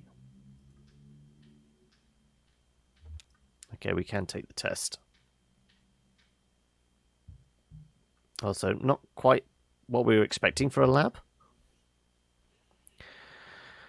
This should be some basic information. The first control test. Subject's general disposition. Jen looks over the questionnaire document from the envelope. Why are you here? It's a scheduled ferry stop, not my final destination. The other passengers said we could make some quick cash taking these tests. I don't know. It was definitely about the quick cash. That was our main concern. Pragmatic. Demographic category. What's the first thing you remember? Shannon did go on about the bird cage that her mother used to like strum the metal wire. Yes, because she was like making bird cages and she was twisting the wire on that. Mid-20s. Do you think we should use the old categories or the new categories? Oh, right. Will the computer even still take the old ones? They're still in the menu. Okay, in that case, put precarious. Sure. Oh, I forgot. Name. It says Marquise on the file. Whoa, Marquise, are you sure? That's what it says. Do you know her? That can't be. No, that's not her. Did she come alone or with a group? I don't know. There's an extended monitoring tape here, too. We could check on the dock when she showed up.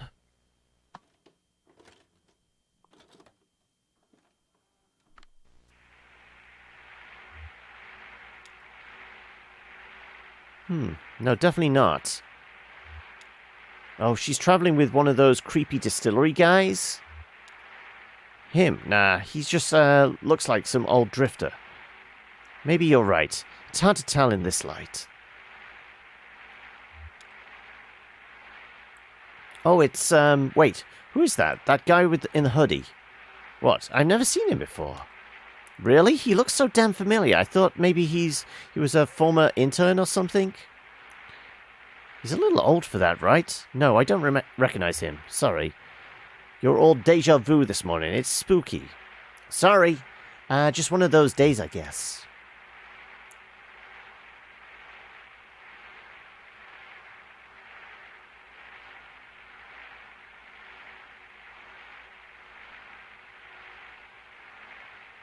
Is Conway just going to jump in the water again?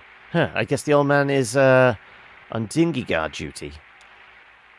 A noble assignment. So who was this lady? Oh, right. Well, do you remember WEVP TV? No?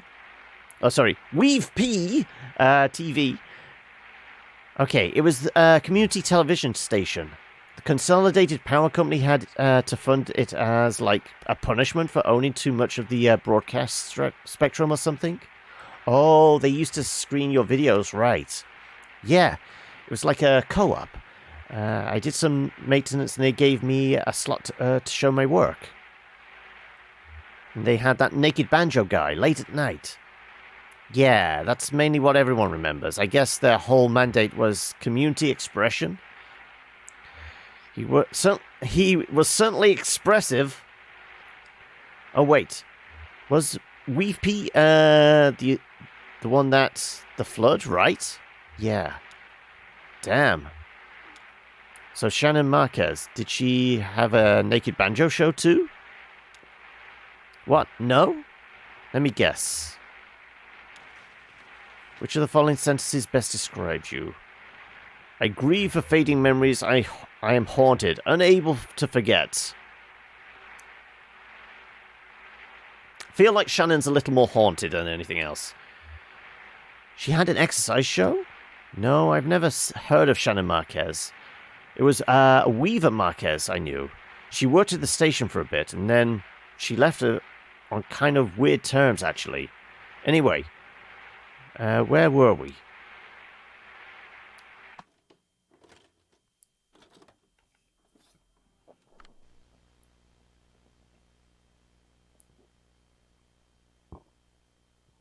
Okay. How do we rank her from the control test? Without turning around to look, please describe the following objects. Bookshelf. Has 3 shelves, 4 shelves, 5 shelves. I think it had 4 shelves?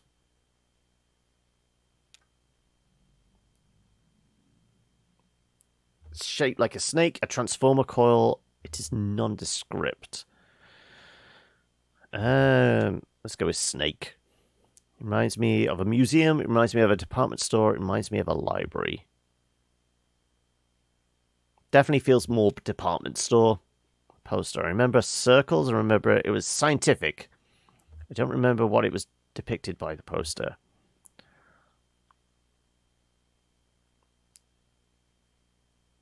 Let's go scientific.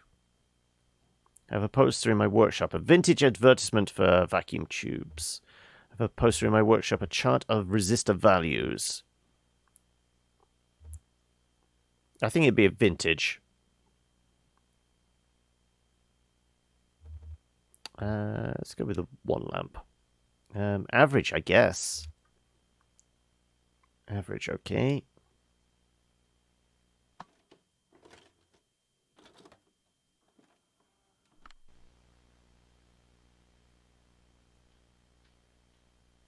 Okay, so they dropped a curtain now? Okay, right.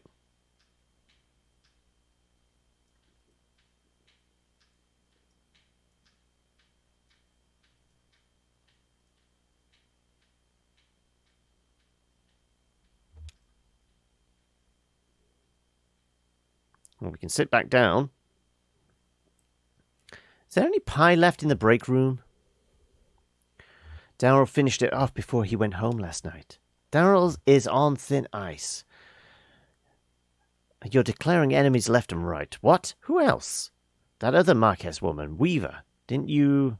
Maybe I misunderstood. I thought I detected some animosity? Oh no, nothing like that. She wasn't the kind of person you could like or dislike, really. She was just there. And all you could do was accept her, like magnetism or gravity. You're riding silver, are you?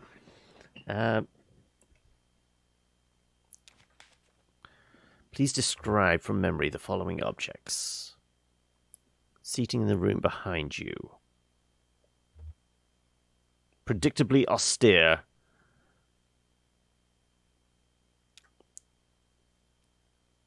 Delicate, dim, buzzing fluorescence in the standing lamp. It was pretty dim. Air quality in the last room in which you fell asleep. Workshop was poorly ventilated. I think I fell asleep on the boat for a minute. The air was warm and refreshing. Well, this Marquise is pretty normal so far. Oh yeah, they're definitely different people. I just wonder if they're related or something. I never really imagined Weaver having any family, but I guess everyone has some family, right? Wait, oh sure, probably. Okay, let's go on to the next test.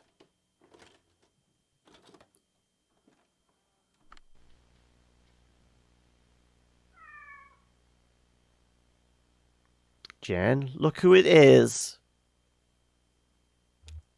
Oh, I miss that kitty. I forget what became of the white one. Her name was Coconut, and she disappeared without a trace. Easy come, easy go. Right, are we going to see the videotape evidence of us brutally murdering a kitty cat? I wouldn't say easy. I never had to leave food on the dock for a week before she'd come inside. She only stuck around for a month or two. You probably saw quite a lot of her. I remember you were working nights then. She was a nocturnal creature. That's right, I remember.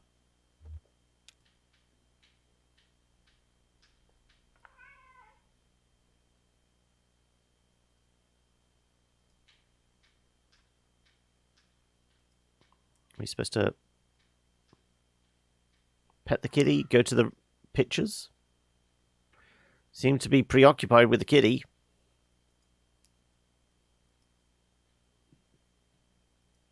The cat really wants to know what we've got in our hand. Sure, okay, let's go feed the kitty cat.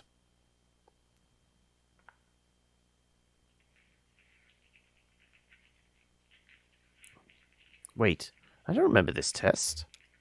Oh. Did we cut this one? What's the questionnaire like? No, this is just... Sometimes if you can't make it in for a few days, I might leave a note to feed the cats. For the test subjects? Wow. How do you know they'll do it?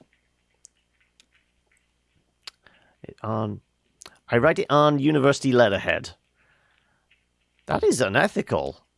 At least I don't use university prototype and research equipment to make weird video art. Very well, then, I contradict myself. Wonder which of the is the nobler transgression. I feel like noble transgressions could be a good episode title. I'll settle the question. It's nobler to feed kitties. Oh, here's another extended monitoring tape from the waiting room.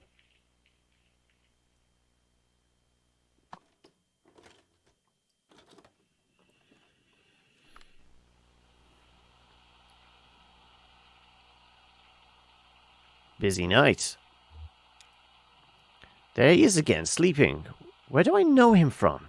He's going to drive me up the wall. Does he work at the university?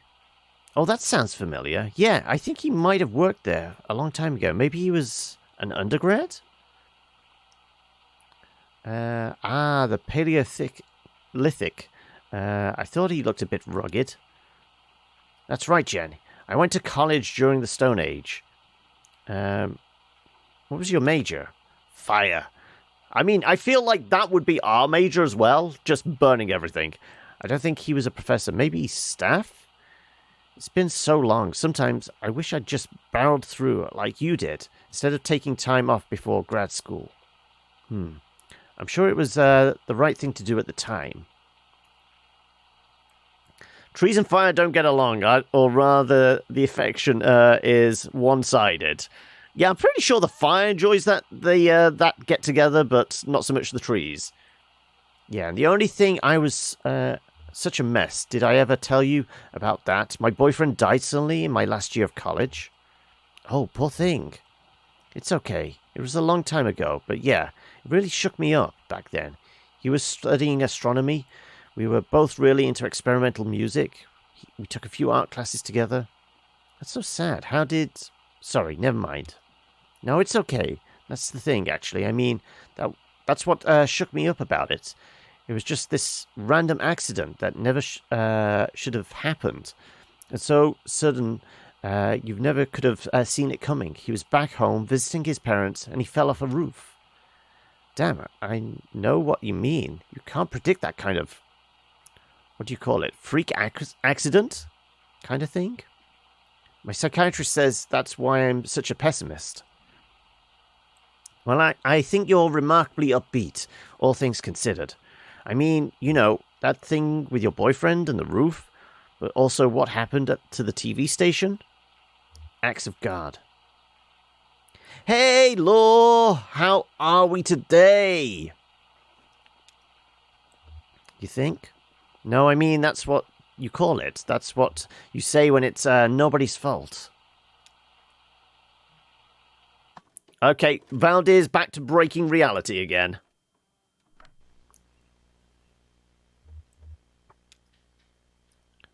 Swipe left, swipe right. Oh, look, can you read the date? Damn, I can't read it either. May not have been current. I remember for a while we had a calendar up that was like years behind. I think Daryl liked the pictures. What was it? Best friends? Every month there was a different pair of animals that were friends? That's adorable. I think I'm going to be sick.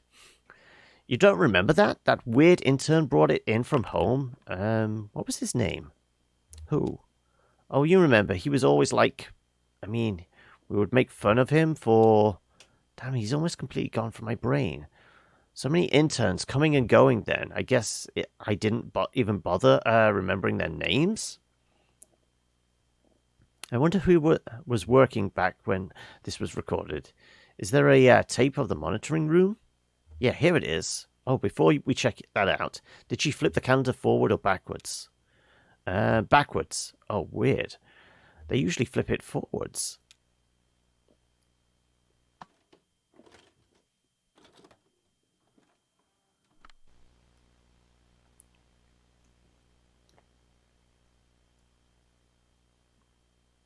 Is that Ezra? It is.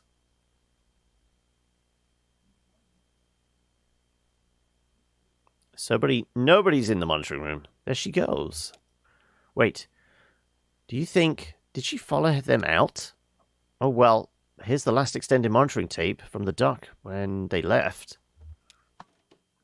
We stole their kitty cat. See, I told you he was one of those distillery guys. I guess you were right. These other guys came to pick him up for work, maybe. I don't like how they all hang out together. It's creepy. Well, hang out together and work together. We hang out together and work together. Yeah, but it's not... They're like more than co-workers. I don't know. I just get this awful feeling whenever I see them. Like I knew them once, but not anymore. Like when they make up a dead person to look like an old photograph of themselves. Sort of familiar, sort of strange.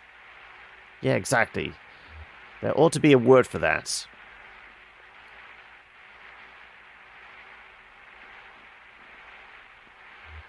Bye, kitty.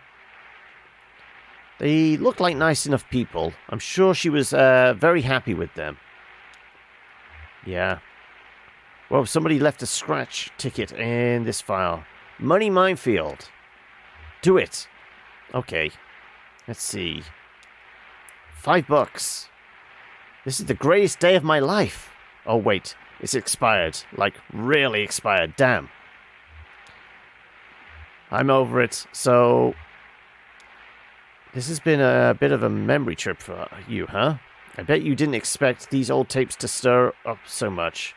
How does it feel for these people to come up again? Weaver Marquez and Wise Will? I mean, and what was your boyfriend's name? The one who died in college? Charlie. Yeah, it's kind of a bittersweet experience, actually. Like looking at photographs of people who've died and moved away. People that are gone. Gone but not forgotten. No, not forgotten. You're right. So, did we actually make some money? I don't know. I didn't see any money change hands. We got a cat out of it.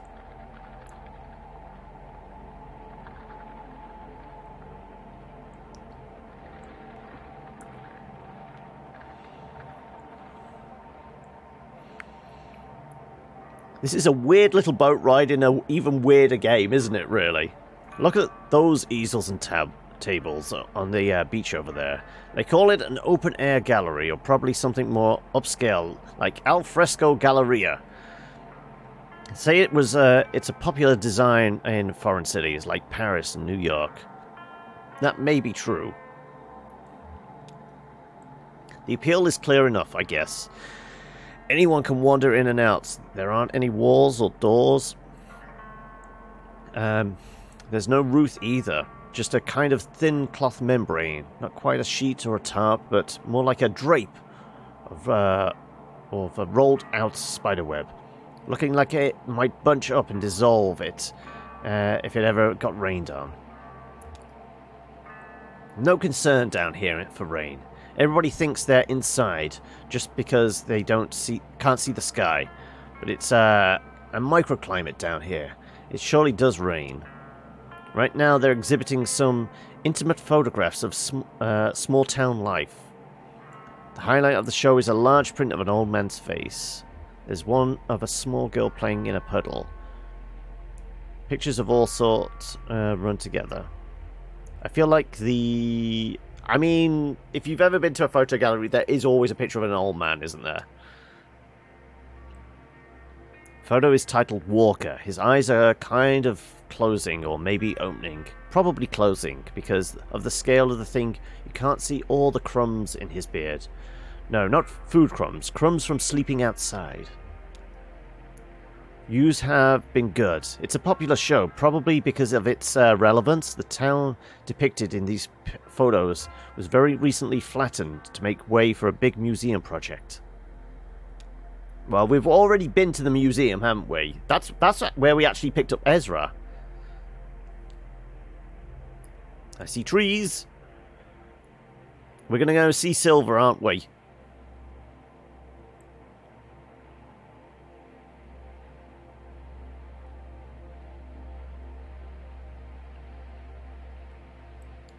Ezra helped Kate forage for mushrooms. I mean, yeah, we've got to get those mushrooms, don't we?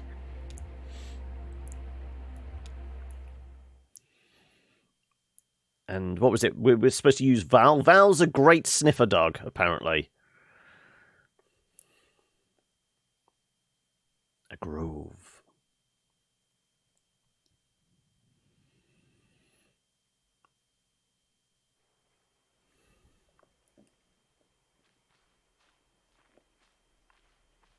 So I feel like this is one of those chapters you could replay over and pick all the alternate choices, because I think the only time we've stayed on the boat was with Shannon watching the videotapes, but it feels like taking a nap there was an option, so we could have stayed on the boat for that. There's a bunch of ones where we could actually stay.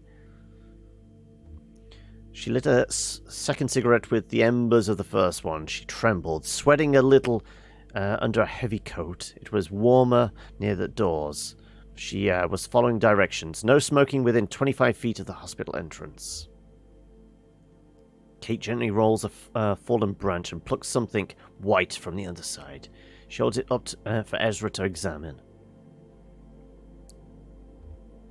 So I feel like this is the pregnant woman she was speaking to or something, or related to that, just because of the hospital thing. But we'll go after those mushrooms. Plurocybella purgens, the common name for angel wings. Isn't that pleasant? They have a delicate, springy texture. They're tasty, like sweet moss. Would you like a bite? Sweet moss doesn't sound very tasty to me. Personally, I like it to be able to tell where my food came from. By flavor alone. I like to taste my surroundings. I mean, it keeps me connected to the whole thing. Can we switch to this? We can. She stood at the hot dog cart, parked at the edge of the sidewalk. My mushroom hunting mentor told me it's useless to pretend to know mushrooms. They escape your erudition. The more you know them, the less sure you feel about identifying them. She taps the cover of a small red book she's carrying. That's why I always bring my favorite guidebook. Kate points to a small mushroom growing in the dirt. Oh, here's an important one to recognize. Look. See the sort of greenish pallor on the cap? Amanita phalloidis? It's Greek. Amanita means mushroom, and phalloides, whatever, means, never mind. Can you eat it? Smells like honey. Yeah, sort of nauseating though, right? Sickly sweet. Deathcap. That's the common name. It's killed a lot of people, this little mushroom, including a few Roman emperors. It's a revolutionary. Even the Buddha died from eating a mushroom when he was very old. That's just what they do. Clear away old things and make room for new things. Pretty important, right? I've always thought they deserve a little more respect. Would you like help me look for a few more? I have a sort of shopping list. Great. Look for... Actually, just grab any mushroom that catches your eye and throw them in this bag.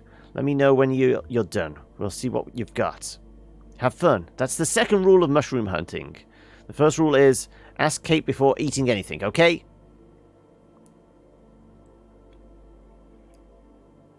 Kate kneels in the grass. Kate digs up a bare patch of dirt. Kate examines tree roots. Checks out a plastic bag washed up on the island. Let's go after the plastic bag.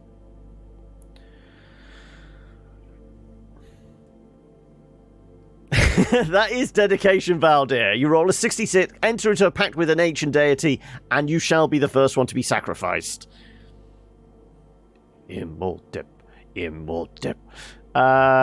going to go after the plastic bag. The bag is ragged and waterlogged. He nudges it with a stick, coiling it up plastic thread and spreading it out on the beach. He didn't like to play in the house. It was always too cold, it seemed, to store up the cold at night, then slowly discharge it into his bones during the day, while the sun bounced feebly off the windows. Let's go after the tree roots. She spots a couple of intriguing growths along the roots of the tree, a speckled white ball and a cluster of softly glowing amber caps. Hot dog vendor tried to strike up a conversation with some immediately too personal questions.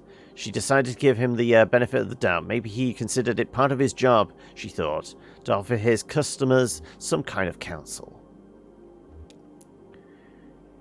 But he liked to play in the woods behind the house. He'd taken a knife from the kitchen, selected it for its long serrated edge, meant for slicing bread. Its teeth had reminded him of a saw blade. He was determined to collect some firewood to heat the house. Maybe it was to salve his guilty conscience for selling junk food outside a hospital. There are no mushrooms in the bag. Okay. Let's go after the speckled white ball. About the size of an egg, the mushroom has no visible stem and seems to be attached to the tree root by a sickly black substance leaking from a ring of tiny pores. Ezra investigates the rotting stump. Yeah, we'll go after the stump. Stump is ringed with overlapping shelves of mushrooms, striped brown, blue, grey, white. A caterpillar crawls along one of them. Prise the mushroom off the tree. Sure. Tries to wipe some muck off her boot. Didn't find anything out? That's okay. He didn't have any friends nearby. None of the new neighbors seemed to have children his age. So he played alone in the woods, alone, except for the deer.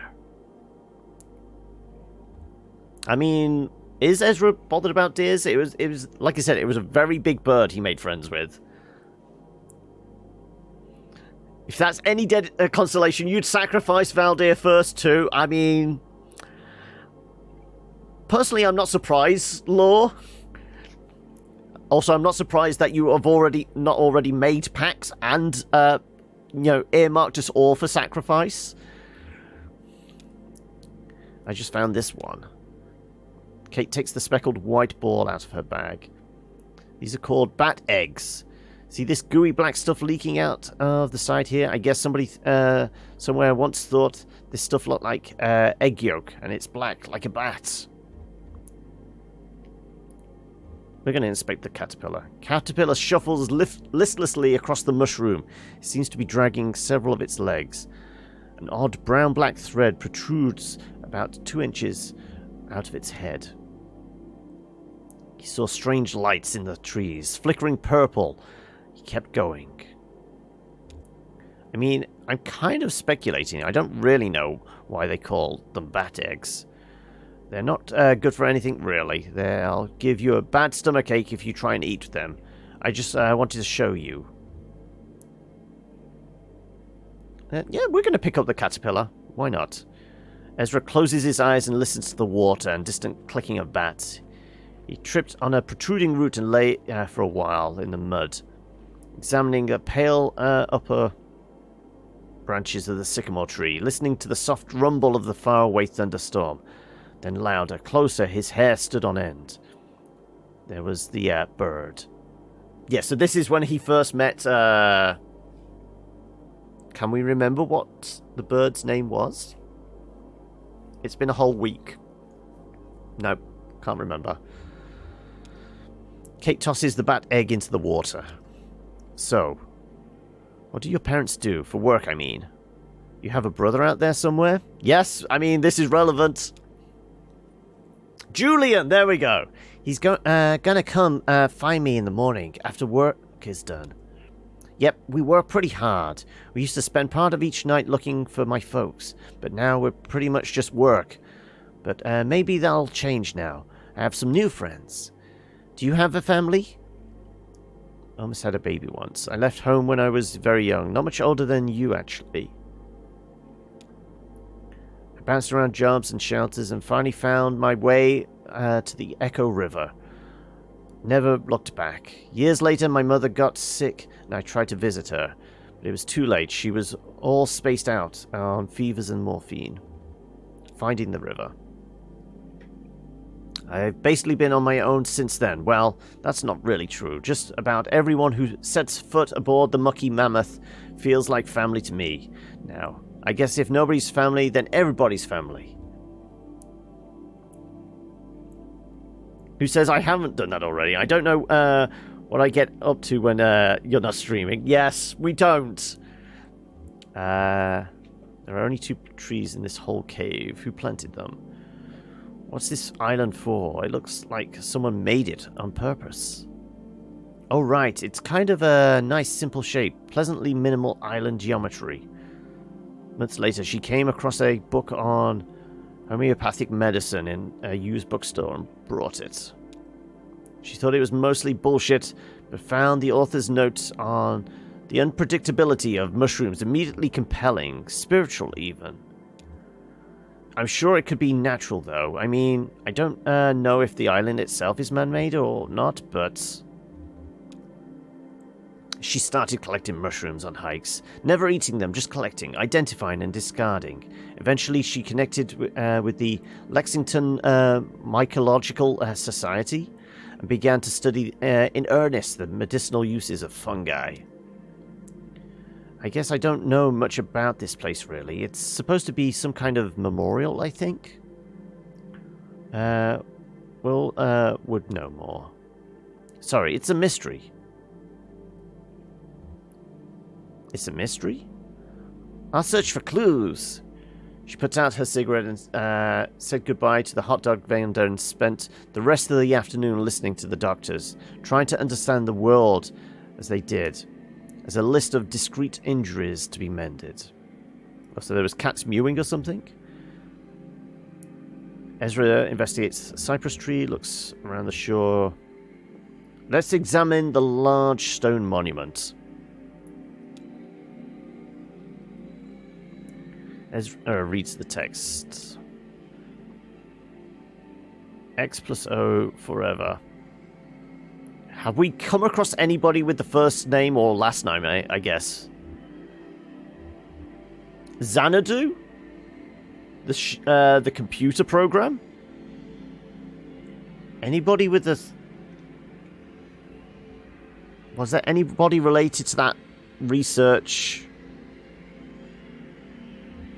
Dozens of cats mewing. Okay. An entire boat filled with cats. Okay. That's not at all creepy.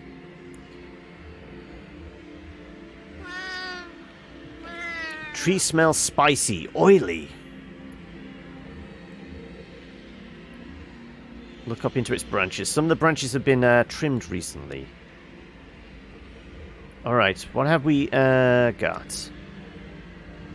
That stone-faced monument has X plus O forever painted on it. Interesting. What do you think it means? Hugs and kisses forever? Or could it be initials? Xavier and Olivia forever. Xerxes and Oliver. What do you think that monument is for?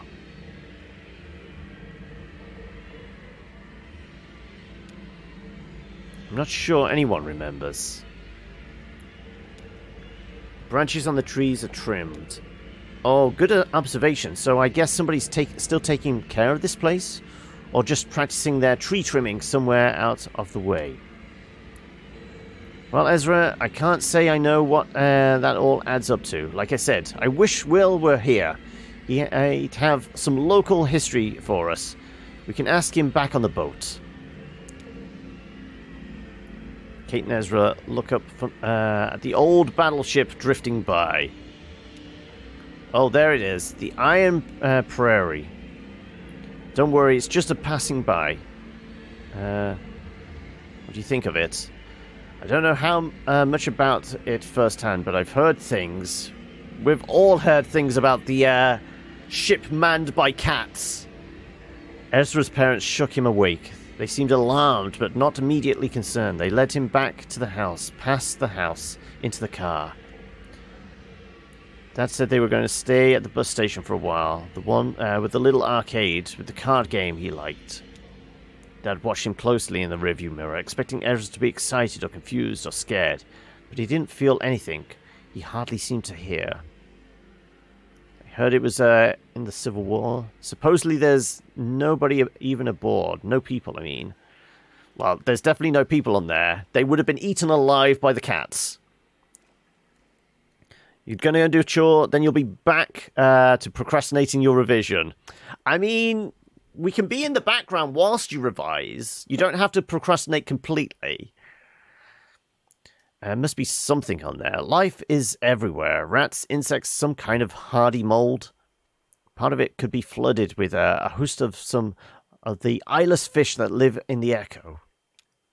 Hey, maybe there are some mushrooms growing in there, slowly consuming military rations from over 100 years ago. In fact, he felt like he was observing the family car from a distance, from far above, from the clouds. I've heard it was in the Civil War. Somebody told me she got close to it by accident and heard a strange wailing sound. She was a passenger on the Mammoth. She said she'd been out fishing on a rowboat and got swept up by a current near the cluttered place. Before she knew it, the iron prairie was upon her, unimaginably massive, up close and eerily silent.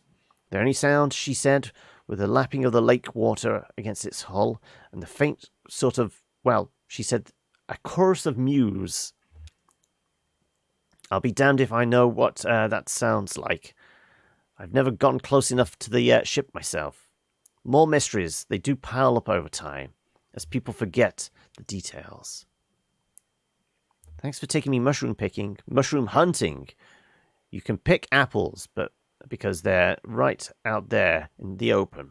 Mushrooms hide. You have to hunt for them.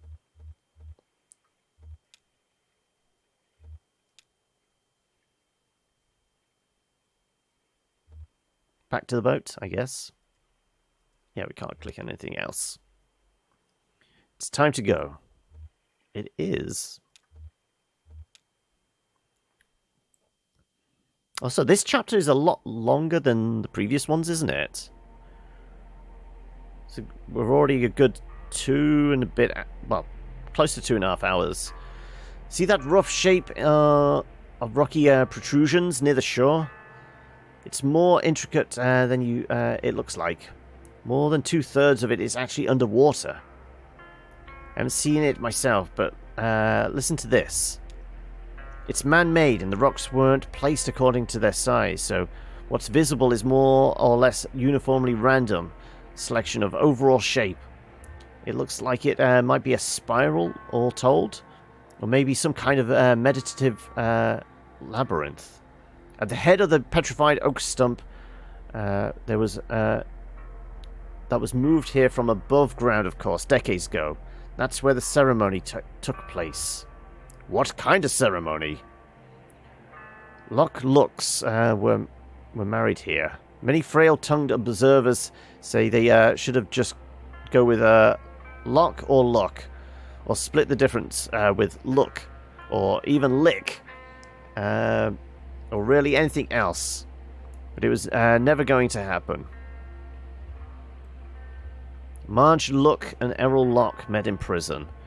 Greta Luck and Norm Locke were high school sweethearts. Billy Luck and W.H. Locke met at the line for DMV. I feel like they were childhood sweethearts. They took chemistry class together, where she challenged him to shoot the moon, learning formula and compounds well enough to answer every test question exactly wrong and achieve a perfect failing grade. Their engagement was welcome news for the family business, who had been looking for some opportunity to merge interests.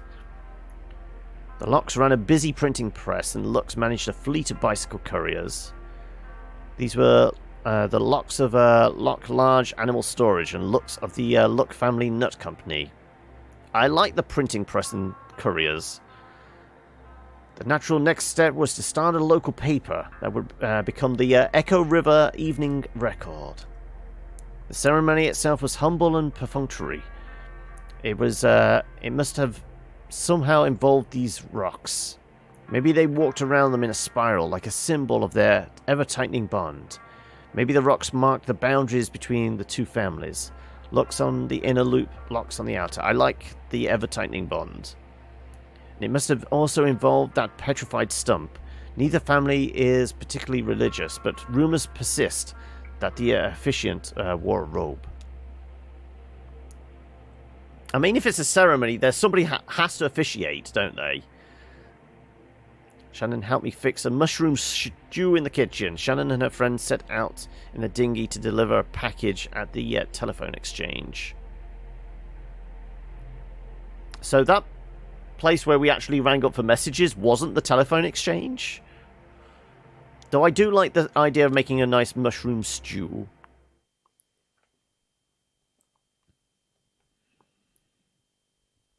Certainly a lot more scenes in this act as well.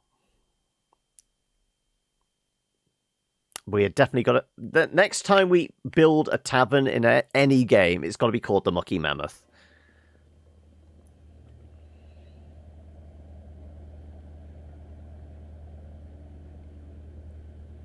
And a few of those really big ones with the slimy gills. I shouldn't say slimy. Moist. The lady in the video called them Portobello, but I prefer to never to know a mushroom by name. We're stopping at a restaurant soon, right? So is this a breakfast stew? It will be, but not today. This stew is for tomorrow. It has to simmer all day. Some things are just better done slowly. We've added the anonymous mushroom, so next we I've got the recipe video on pause next door. I used to follow a recipe I learned from Ida herself. The best cook you're going to meet on this river.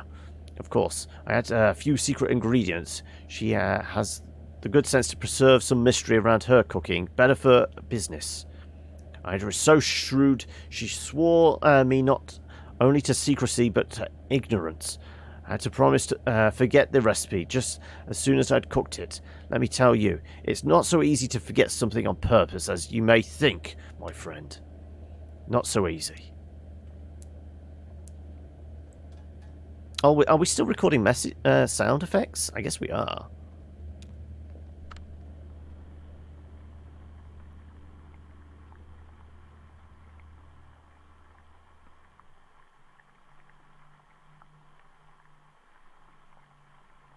So we're not recording, we're playing back the cat purring.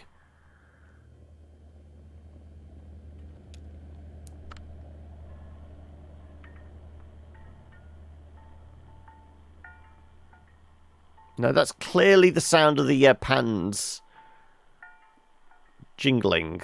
So we are recording, it's just the, like, the closed captions is slightly wrong. Okay, so we have to go check the recipe.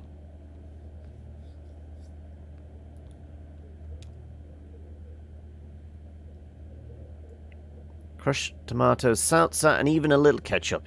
Here's the thing. Nobody has to know. Throw in some more of the spice blend we threw together earlier. Stir all that up and crack a beer, baby. You'll be here for a while. I mean, the initial, like, jumping off point was what was it, Conway was a delivery driver, and he was having to get some kind of delivery to an address on Dogwood Drive, and we were told we had to follow the Kentucky Route 0 to get there, and then just weird shit's happened. It's basically turned into, like, not even Twin Peaks. It's even more bizarre than that. It's just like we've gone on the 0, which is an underground road, and now we're on an underground river, and there's like buildings that had a room, what was it, an entire floor full of bears, and yeah. It's weird. I think it's weird for the weird's sake.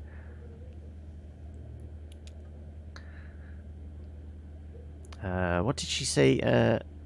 Just say to do. Will's trying to make this stew right now. What was it? The last step he did. She just said to add something red. before this, she was talking about the type of mushroom to use. He put a couple of mushrooms in, then I think he forgot what he was doing for a little while. Maybe I can help him figure it out. I got kind of sucked into this program.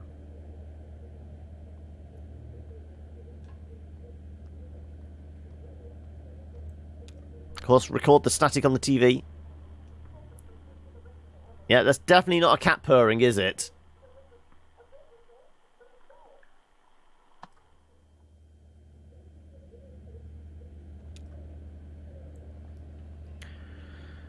And even that wasn't enough to convince her. So I trained rigorously in the art of forgetting, studying for months under a master amnesiac. Finally, I learned to forget so quickly and accurately that I was able to convince Ida to share with me the most obscure secrets of her kitchen. As a demonstration of my trustworthiness, I forgot the names of my own parents right there in front of her. Every time I wanted to cook this legendary stew, I'd call Ida up on the telephone and ask her for a quick temporary reminder. Here on the boat, we haven't got a phone line, so I have to seek out culinary wisdom on videotapes of cooking shows. So back to the matter in hand. Next we had some crushed tomatoes. Aren't we stopping at a restaurant soon? No, it was tomatoes next and then the spice blend. You're back from to procrastinating now. Okay. Are you still doing like revision in 20-minute chunks, or is it extended any, or reduced, or what? Oh, it's you. I thought. Never mind. Hello. I don't have any crushed tomatoes. I have some ketchup. Did you win anything? Tragically, I've misplaced the damn ticket. I'm sure it'll turn up. Here there. Hey there. Could I ask you? Wait. Why are you cooking? We're stopping at Sam and Ida's in 20 minutes. It's for tomorrow. Oh, well, just don't forget about it this time. I'm not scrubbing up any more boiled over sludge. Sorry, listen, I have a favour to ask. There's a package for the telephone exchange and I can't get the Mammoth back there. Could you deliver it for us? That guy I mentioned from the TV station, Dashiell Morse, works there now. Thought you might like to chat with him anyway. So it's kind of... Because it's tied to like the Weaver and story and all that, we still have to go to the telephone exchange. Thanks a lot. I've got the dinghy all ready to go back. Maybe you take your friend with you. One of the you can make the outboard motor. One of you can man the outboard motor, and the other can aim the flashlight. It's dark. Okay.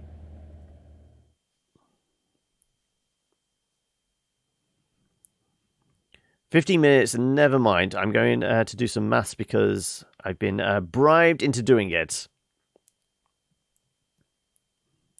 Bribed with being able to play Destiny. Okay.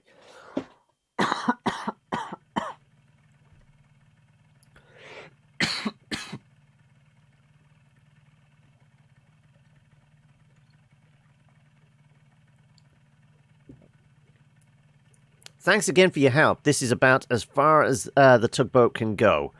You know, noise and lights disturb the bats. So you'll pass through the bat sanctuary, which is really nice, by the way. Be sure to check out all the plaques and stuff for cool bat facts. Plenty of time. Anyway, Echo River Central Exchange, or excuse me, Consolidated Auxiliary Switch number 30. They changed the name when the power company took over. Anyway. It's just on the other side of the Bat Sanctuary. This package is going to Poppy. She's an operator. The operator. We'll meet you on the other side at Sam and Ida's for our scheduled early breakfast stop. Just follow the river. Can't miss it. Oh, I almost forgot. You may not be interested. There's this kind of weird memorial sculpture on the way in, just before the Bat Sanctuary. I always recommend people at least stop and take a look at it. It's really sort of... I don't know how to say it. You should check it out. Okay, bye.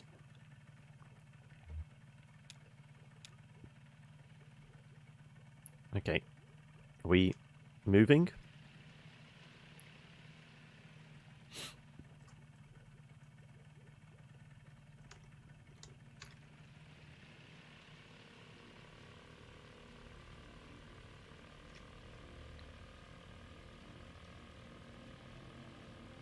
So is this the monument?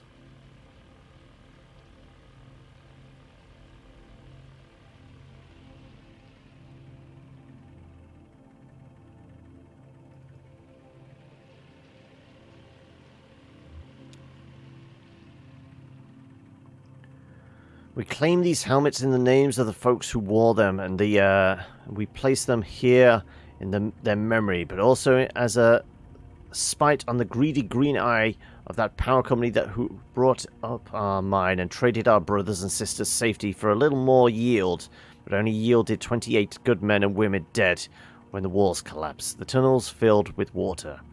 So this is part of Shannon's story, because Shannon had family that died in the mine, didn't she? Their lungs were black, but now they're washed clean and full of water too. Hey, Fizz! Though, I mean, the creepy lurking in the middle of the caves here, I feel is appropriate. And swept through the hidden tunnels into some awful cave we never will find. Or so we guess the water buried them for us. So, let this here be the marker for their grave. And if any son of a bitch from that power company wants to take back these helmets as company property, just you try it and see what will happen. Hey, Elkhorn. That's the mine we met in, where your folks worked. Looks like it's been here a while. I'm sure... I sure as hell wouldn't mess with it. You think whoever wrote it is still that angry? I don't think you ever forget anger like that. No, I guess you probably don't. This probably stirs up, I mean... How do you... It's fine, I'm glad this is here. People should remember this happened. Brings back some anger for me too. The other miners made this, but it should have been the power company. It's their fault. People should remember. Well, here we are, remembering. And I didn't even know the first time around.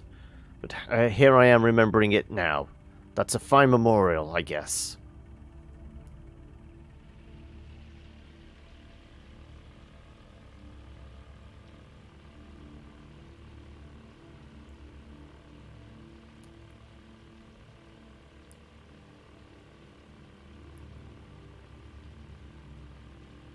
Okay, is this the, well, they're glowy skeletons, so they must work for the rum distillery?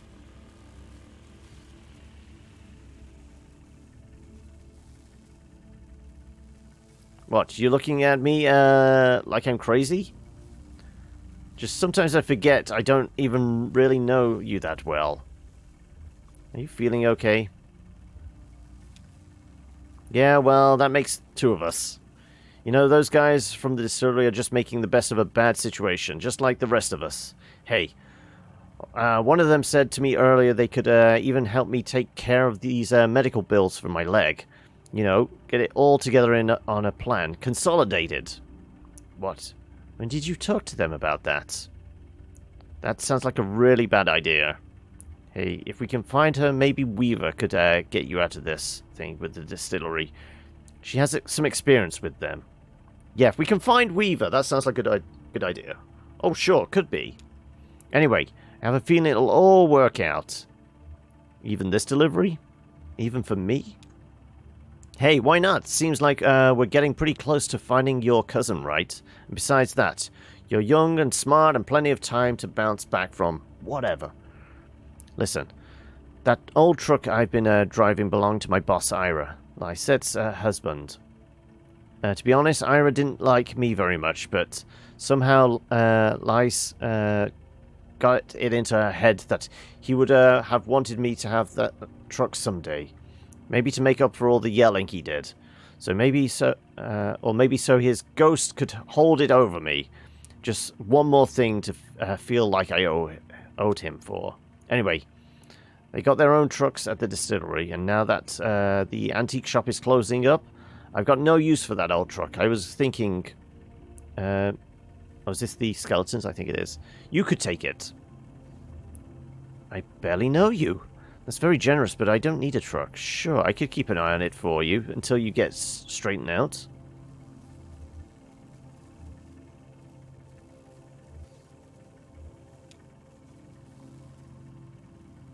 Sure, okay, sounds good.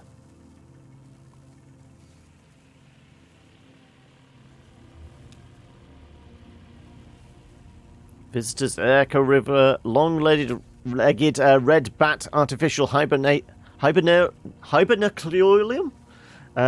Okay. And Sanctuary are asked to take extra precautions in order to prevent the introduction of foreign fungal contaminants and the spread of white nose syndrome. Please do not visit the Sanctuary during the same day in which you've visited any cave known or suspected to host bats infected with white nose syndrome. Well, we haven't, have we? Please do not leave your vehicle. If you must leave your vehicle, please remove shoes, clothes, jewelry, headwear, eyeglasses to ensure that you do not bring any foreign spores ashore with you. Please do not touch any bats or structures. The long-legged red bat is confused by light. If you're using a lantern or artificial light source, be aware. It may attract and confuse bats. If you're approached by bats, do not panic. Relax, stop your vehicle and switch off your light. Never touch a bat. So this is why we have the on-off button here. So if we suddenly attacked by bats, we just kill the lights. You finished off grinding all the special cargo in GTA Online. Now wait for a double cash opportunity.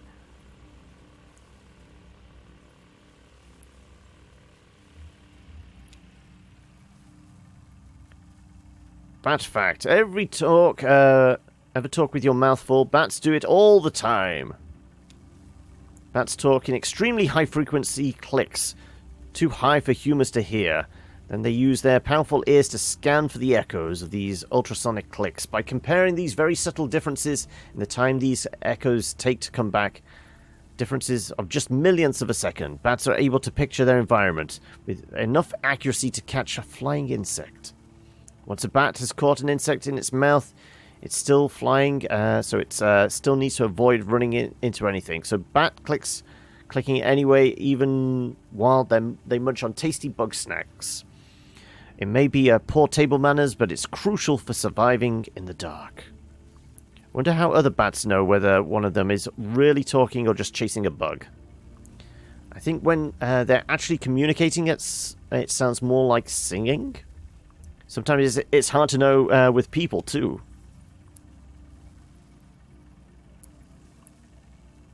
Weapons, drugs, medical supplies, counterfeit money, electronics, animal fur, a golden minigun, also child slaves, black market organs, tropical near extinct animals, ivory.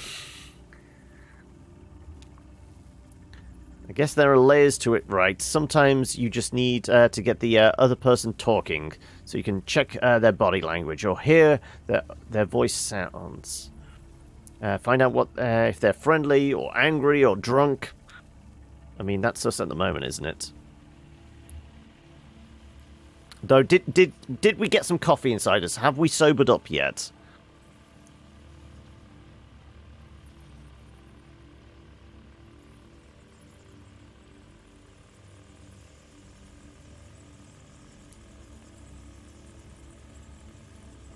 Are we supposed to kill the lights yet?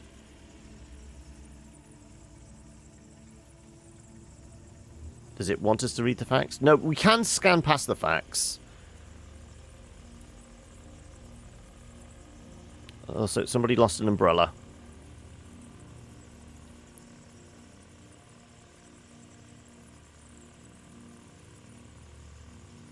We've gone into a dimmer bit. I guess it's dimmer. I thought it was like the iris was closing and we were about to move on to like the next bit of the cutscene.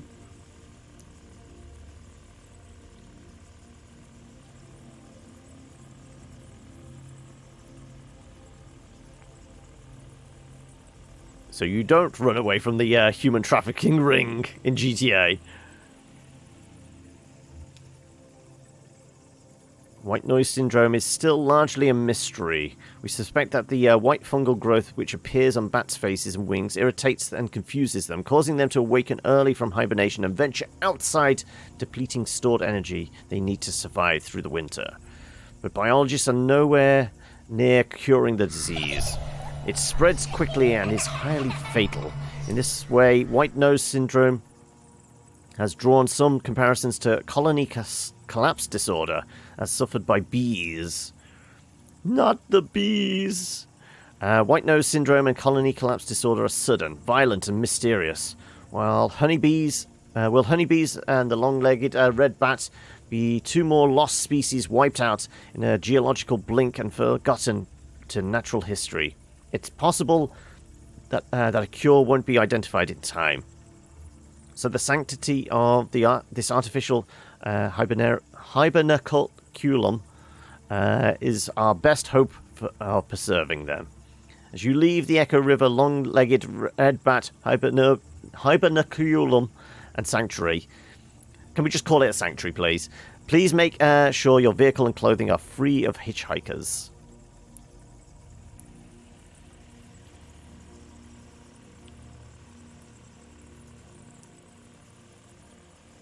But prostitutes have always been a staple of GTA, haven't they?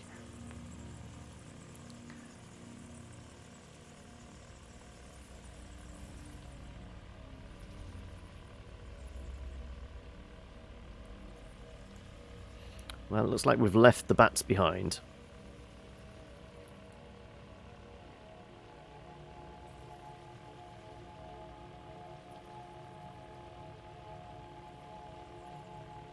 Some kind of weird dome, or are we going through a tunnel? Could be a tunnel, I guess.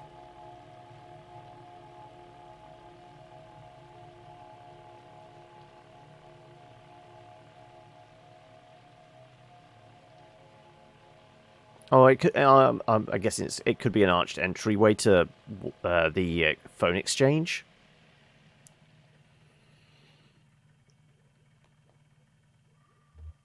You stay here. Careful up there. Can't drive your new truck if you slip and break your legs. I'll be careful. You too. Try not to make any more bad deals while I'm gone. I'll just be floating along down here. I just mean keep your eyes open and don't look back.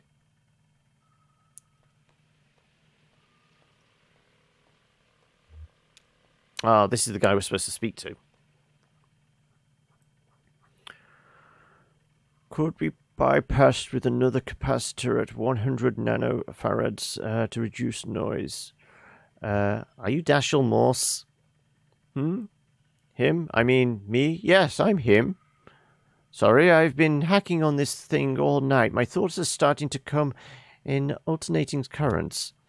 I don't install this type of phone for customers anymore, but there are quite a few of them still in circulation.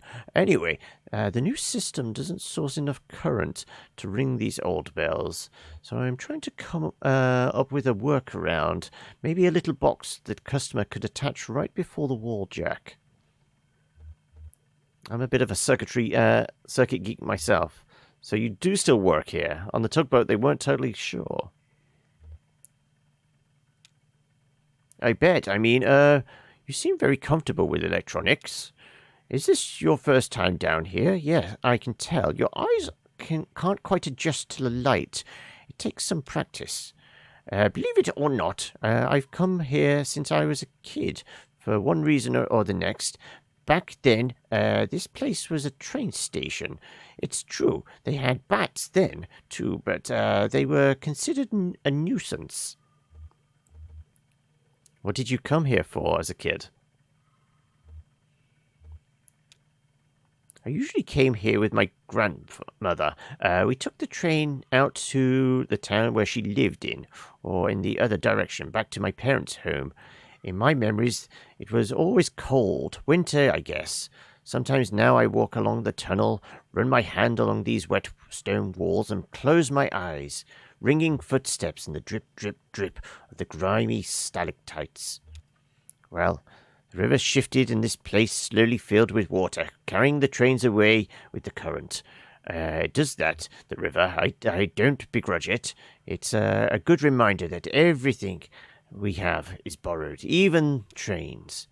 Eventually, someone at the Bureau of Reclaimed Spaces heard this place was still empty, so they moved the phone company in here. I returned here as a young lineman, a skill I picked up in wartime, running telephone wires behind enemy lines. We used trees instead of poles. I miss that. Actually, they were easier to climb. It's just as well. I'm in no shape to be climbing anything these days.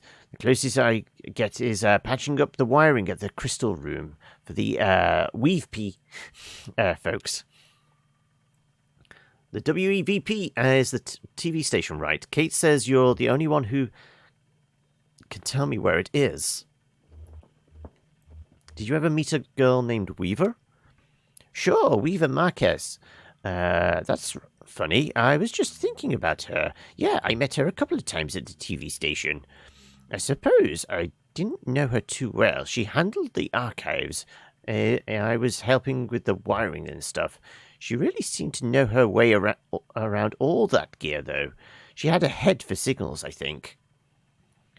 No idea where she ended up. I would guess she's probably not too popular around the station anymore, but I always liked her. Listen, miss, if you're interested in WEVP, you should go talk to them directly. They're always looking for volunteers. Take the ferry over to the silo. There's a mail stop there. They don't have a sign or anything. Just ask around. I guess I'll get down to this damn old ringer. Poppy's just a little further down if you're dropping off that package. Nice chatting with you.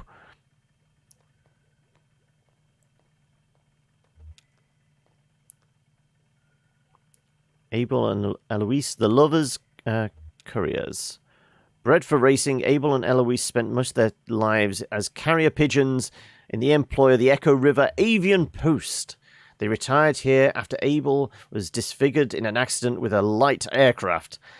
But old habits were hard to die. Abel and Eloise would pick up scraps of paper from the ground and trash, and even pull them out of pockets and deliver them to other people nearby, to delight or embarrassment.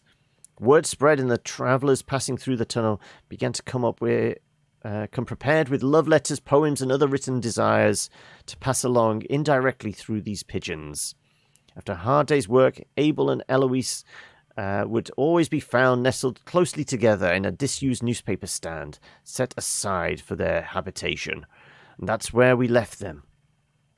Okay. So apparently got to look for pigeons. Poppy.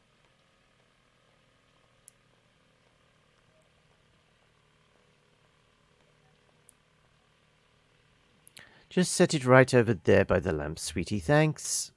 Actually, just a minute. Who does that parcel claim to be from? That's weird. There's no label on it. Let's go with that. Well, if we're lucky, it's chocolates from a secret admirer, and not a snake from an assassin. So who are you? Do you work for the post office or the tugboat? I only ask because I haven't seen you before. Was that you I heard chatting down the hall? Yeah, I just met Dashel. I'm just doing Kate a favour, dropping off this package. Kate, I love Kate. She helped deliver both my nieces, one in a hospital and one at the base of a mossy moonlit oak. It was beautiful. I love Kate. I think Loretta's granddaughter used her too. Loretta used to work here. Actually, I think quite a few of our former operators have relied at some time on Kate's services. Well, now I guess they'll have more time with their little ones. As you can see, all their chairs are empty.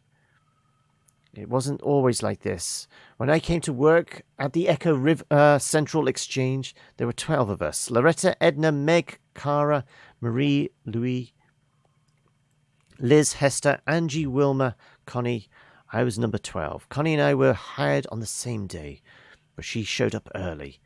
Marie finished college and Hester was fired for snapping at a rude caller, but he had it coming, and I hear she did just fine on her own. So they hired Beryl, Yana, and Shachiko, which brought us up to 13. That was as many operators as we ever had at one time.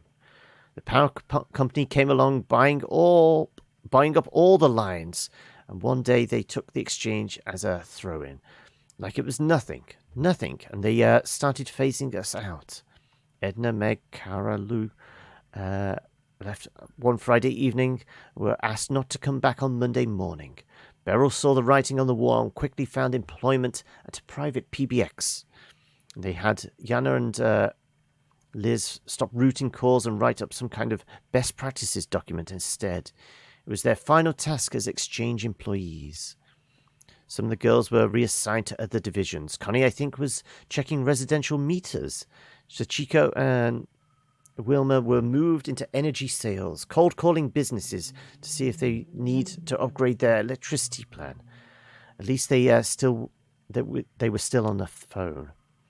Then it was just Loretta, Angie, and me. We were swamped. The hours were hell and hard on the throat. The voice of a smile became a croak. I know that. I was gargling warm salt water in the break room, sipping from a thermos full of hot honey broth stashed under my chair. Oh, I brought a lot of extended techniques to the switchboard in those days.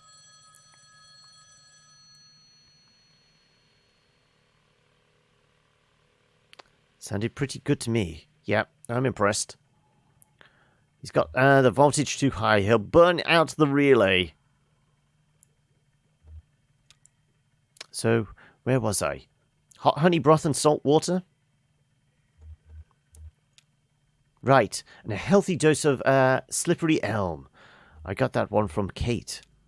So after a few months, it was just me. A new automation strategy was announced, and this place was rechristened Consolidated Auxiliary Switch number 30. If it's automated, what do you do here? It's not fully automated. There are still gaps in the functionality that need a human touch. And you know, it really is all about touch here. Sound is a vibration, a touch you feel in your ear. So my voice is my touch. When we're talking, we're touching. Really, I'm touching you all right now with my voice. Even on the phone, that's an electric touch. An intimate little shock that makes your tiny hairs tremble. But that's not even what I mean when I say it's all about touch here. You're going to take a little break and be back for the second game. Well, I mean, we're still in Act 4 at the moment, unless Act 5 is pretty short. I thought this would be like 2 hours. We're into hour 3. And no signs of an end. So this is either going to be a very long session today, or we might actually have to nudge Coffee Talk. But we'll try and power through. When the power company first tried automating this old exchange with fancy new transistor arrays, the switchboard caught fire. It was just too much, too fast. So they tried using some clunky old mechanical relays, but then the calls were getting mismatched, out of sync. It was a nightmare. But the tieflings, I know! I want to go and serve coffee to the tieflings. Their technicians determined that the phone system down here had been designed ad hoc over decades around the specific tempo of its human operators. So short of replacing the whole thing, not to mention all the wiring, they'd have to work out the exact timing of every little human gesture that goes into routing a phone call. And that officially is my role here. I run the switchboard for the whole exchange. Once the work of 12, I'd like to remind you, they have some kind of machine somewhere that tracks how long it takes me to do each little thing. The caller never hears my voice now. They dial, my little indicator switch is on, I make the connection. Do you miss talking to the callers? You know, there's something that bothers me about the process. Besides the fact that I'm training my replacement, who isn't even human. Here's what I mean. How long do you think I should take to time my every move and recreate the timing in an automated switchboard? Rough estimate. Maybe a week. That's what I said, but this has been going on for over a year. A very dark thought has started to nag at me. What if there is no cheap machine that's going to replace me? What if it's cheaper just to keep me here, filling in for the rhythm of the operators? What if I'm the cheap machine? Why don't you just quit? In this economy? No, you're probably right. Working in silence for peanut shells, waiting to be replaced by a robot. It doesn't sound very dignified, does it? The reality is that I've been working here my whole adult life. I came here as a girl. I'll leave as a middle-aged woman. I don't know if I'm ready to be her yet. Oh, the parcel right over there by the lamp is fine. Thanks for dropping that off. Take care. Think of me when you dial 0.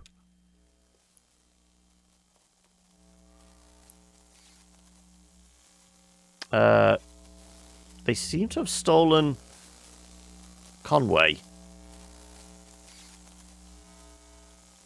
And Conway is seeming a little more hollow now.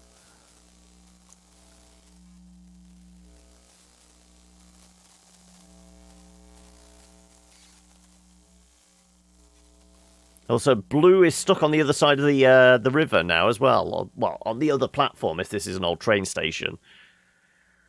We're going to have to go and fetch Blue and chase after Conway. But is that like the end of the act or end of the scene? It's gone very quiet all of a sudden.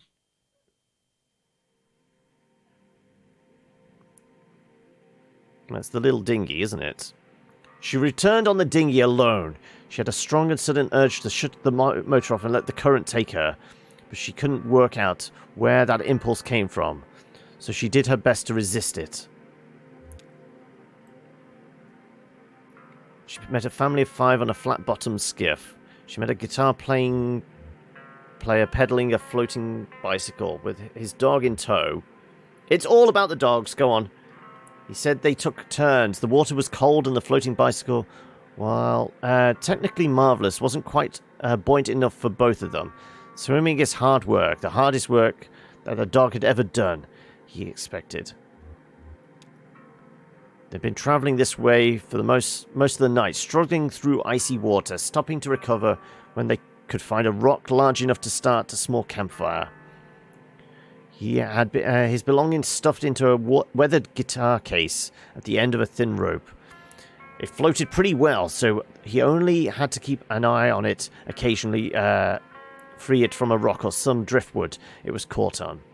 She asked him if he had a guitar in the case or just clothes. Invite him to ride the dinghy. He appreciated the offer, but they weren't in a hurry. She met a family of... Oh, okay, we have to go through them all. Let's do the family then. The boat was loaded to capacity with black plastic bags, a few larger pieces of furniture wrapped in a blue tarp. 3 paddled, 2 adults and the older child. 2 younger children slept. They've been travelling all night, first by car, then for the last few hours by boat. Hungry and tired, they didn't plan to stop until they reached West Virginia, where a relative had offered to take them in. But the adults were happy to take a break from paddling in weary silence. They asked her about her river journey. She said she was on the way to Sam and Ida's. They'd brought some food. The kids had picked a garden clean earlier in the day, so they'd been snacking on fresh bell peppers and tomatoes and some crackers, rationed carefully for the trip. They wished her well and paddled on towards West Virginia. Let's go with a painter. He never worked from photographs, so his paintings could be divided into 2 categories. There were ones he painted from life. The Echo River was a very good source of these because its currents were so unpredictable and the tunnels so dark. He rendered these in oil paint, by lamplight, working for hours cross-legged on a porch of his houseboat/studio. Then there were ones he painted from memory, mostly the memory of a single wreck he encounters as a much younger man, picking up litter where the coastal highway cleaves into the rocky beaches of Northern California. These were done in watercolor. He pretended to work on them in the morning in a room he rented near the airport in Louisville. He had some postcard-sized sketches in charcoal, too, of the Iron Pariah. It wasn't a wreck exactly, but it felt like right. He tried to scribble one down every time he encountered it. Though it was so unpredictable, he was so focused on details, he usually just ended up with a handful of inscrutable marks. She gave in, shut off the motor and floated for a while. Then she knew what she'd been craving. A moment of silence. So she just wanted me to shut up from talking, was it? Oh, right. Well, we're stealing her silence now. I apologize. Now, where is the Mucky Mammoth parked up? Has it found its way to the restaurant? Are we going to make it there? I feel like this is where we're going to be taking our break. Because presumably, in Act 5, we are going to have to find out where Conway's gone. And like I said, hopefully we picked up Blue. We did leave... otherwise, Blue was left on the other side of the embankment. I mean, they might be an old dog, but it doesn't mean we can abandon them.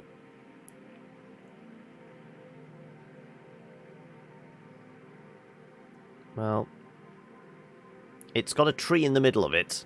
Some weird pagoda type thing. Hopefully this is the restaurant we were heading for. Though, the tugboat isn't parked up outside. That's a lot of wreckage. That better not be our boat that's been totaled. Scene 9? Wow, it's still going on! Jeez, this is a long chapter. Salmonidas.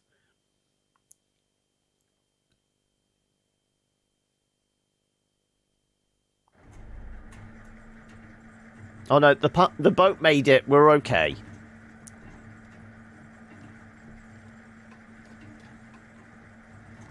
But where's the dog?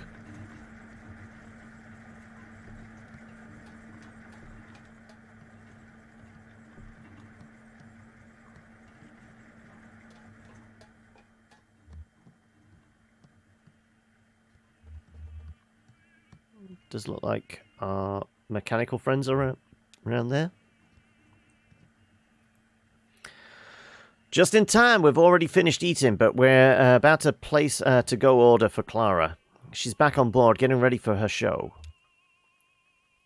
Take a look at the menu. I'm sure there's something you'll like. Ida is a bit of a local celebrity for her cooking, I mean. Hey, Ezra was just asking about you. He's back around. He's around the corner playing a video game. Maybe go let him know you two are back. Oh, where's the old man anyway? It's not exactly a video game. It's the claw. Bad luck. You'll get it next time. Hey, you got a quarter? He almost got it. Got this. It's true. Sure, I have 1 quarter. Don't waste your time. Those machines are rigged. I feel like the technically minded Shannon would say this. Oh, definitely. They're still fun, though. Fine, here's a quarter. It's my only one, so make it count. Thank you. So, where's... He left. They took him. Damn. Yeah, he really got himself into a situation there. Yeah, I'm gonna go sit down. Cool. The food is good here. I think everyone else is finishing up, but you could probably get something to go. Alright, Claw Maestro, let's give it another shot. So, let's see what's on top of the pile here. There's a stuffed octopus, a plastic bag full of clamshells, a cowboy hat, and some big headphones. That octopus has a leg wrapped around a boombox underneath it. The shells are pretty clear, but I don't know if the claw can really grip a bag. The cowboy hat is in the corner, so it's kind of tricky to tell if it's wedged or not. Those headphones might be a good bet, but I can't see the cord. It could be wrapped around something. What are you going to try for? I mean, if it's us, it would be the octopuses, you know, the octopi. Because, you know, tentacles. But the kid has been messing with the tape recorder, so it makes sense we should go for the headphones. doesn't it? Good call. I think that's our best bet. Okay, when I put this quarter in, you'll have about 8 seconds to grab your prize. The headphones are on the right, pretty close to the middle. Let me know if you need help lining it up. I've got a slightly different view of the field from here. Ready? Here we go.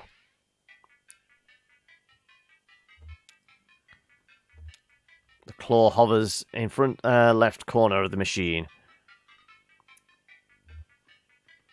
Let's go right. Claw hovers.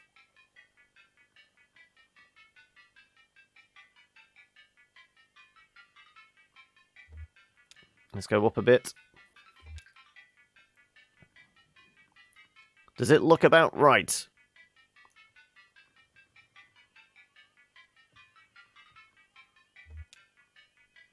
You're too far to the left.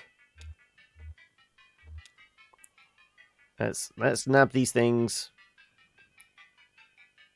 Go right.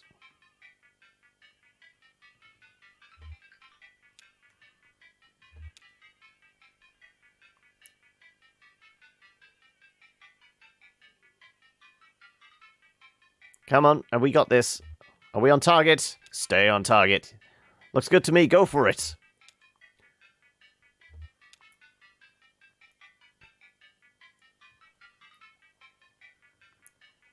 The claw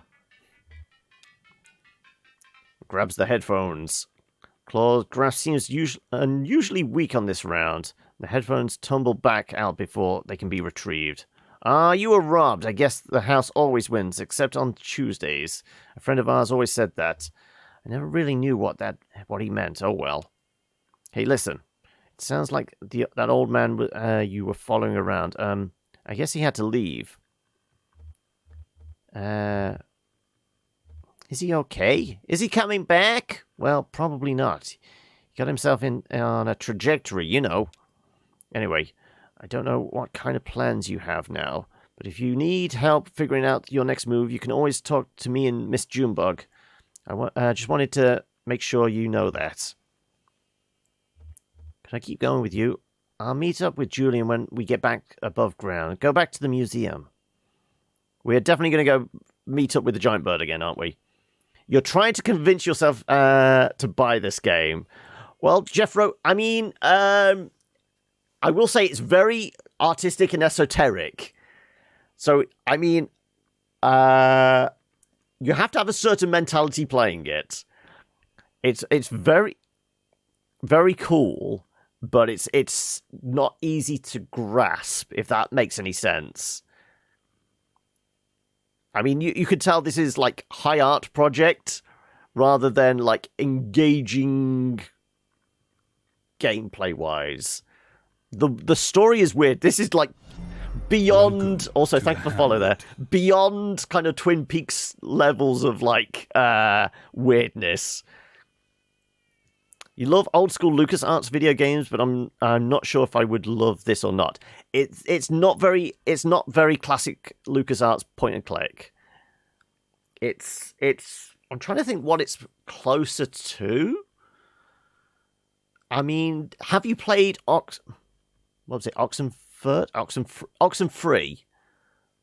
The same ones that have recently done the Drinking in Hell game. I can't remember what it's called. But there's similar to that. It's similar, but that one has a little more kind of structured story, you know, start, middle, end. This the story kind of interweaves and it takes weird turns. Sometimes it's in like present day, and then we skip back in time, and then we're being narrated from some point in the future, looking back at the past. It jumps around, so you have to have your head switched on to actually follow the story, and obviously the story is the main thing. But it's got some very interesting characters, I will say that. And it definitely, like, takes weird tangents. Oh yeah, he's your brother, you said, right? Hey, maybe we still have time to poke around this place a little. They have some pretty wild stuff in here. No, this is not one to play in like downtime at work. This is one of those like set aside like a couple of hours for each of the chapters when your brain is switched on, possibly with a glass of wine or something. Not like with the healthy buzz of the warm glow of wine or whatever, but enough that you relax, but you need to be a little bit switched on just to follow it. I mean, there's no like frantic button mashing or anything like that. You don't need to be switched on for that. Hey, did you see this? They keep a table full of fake food over here. I never have known why. Actually, I think I might be real food, coated in shellac or something. Preserved. Oh, and look. This tentacle-looking thing is half-eaten. This is someone's meal that they didn't finish. Tentacles are not gross. It's all about the tentacles, isn't it? Always about the tentacles. Always. And man, I don't know. Some people really like that stuff. Had some fried calamari once at a gas station. It was pretty good, but I stripped gear trying to chew the beak. They're supposed to take that out, right? If Sam and Ida preserved this half-eaten meal, it must have been pretty important to them, right? Maybe it belonged to someone they care about, like a beloved uncle had a mid-meal stroke, so they kept it in his memory. Yeah, like those sunflower seeds my folks left behind. My folks left behind a bag of sunflower seeds, but I threw it away. I should have kept it, right? Oh, no, I didn't mean that, kid. You don't need to hang on to every little memento. I'm sure you still remember them just fine. Are you worried about them? Yeah, it's weird that they just disappeared. No, they're gone. There's nothing to worry about. I just miss them. It is weird that they just disappeared. They abandoned the kid at a bus station. There's nothing odd about that, really. Yeah, listen, that's okay. To be worried, you're doing fine.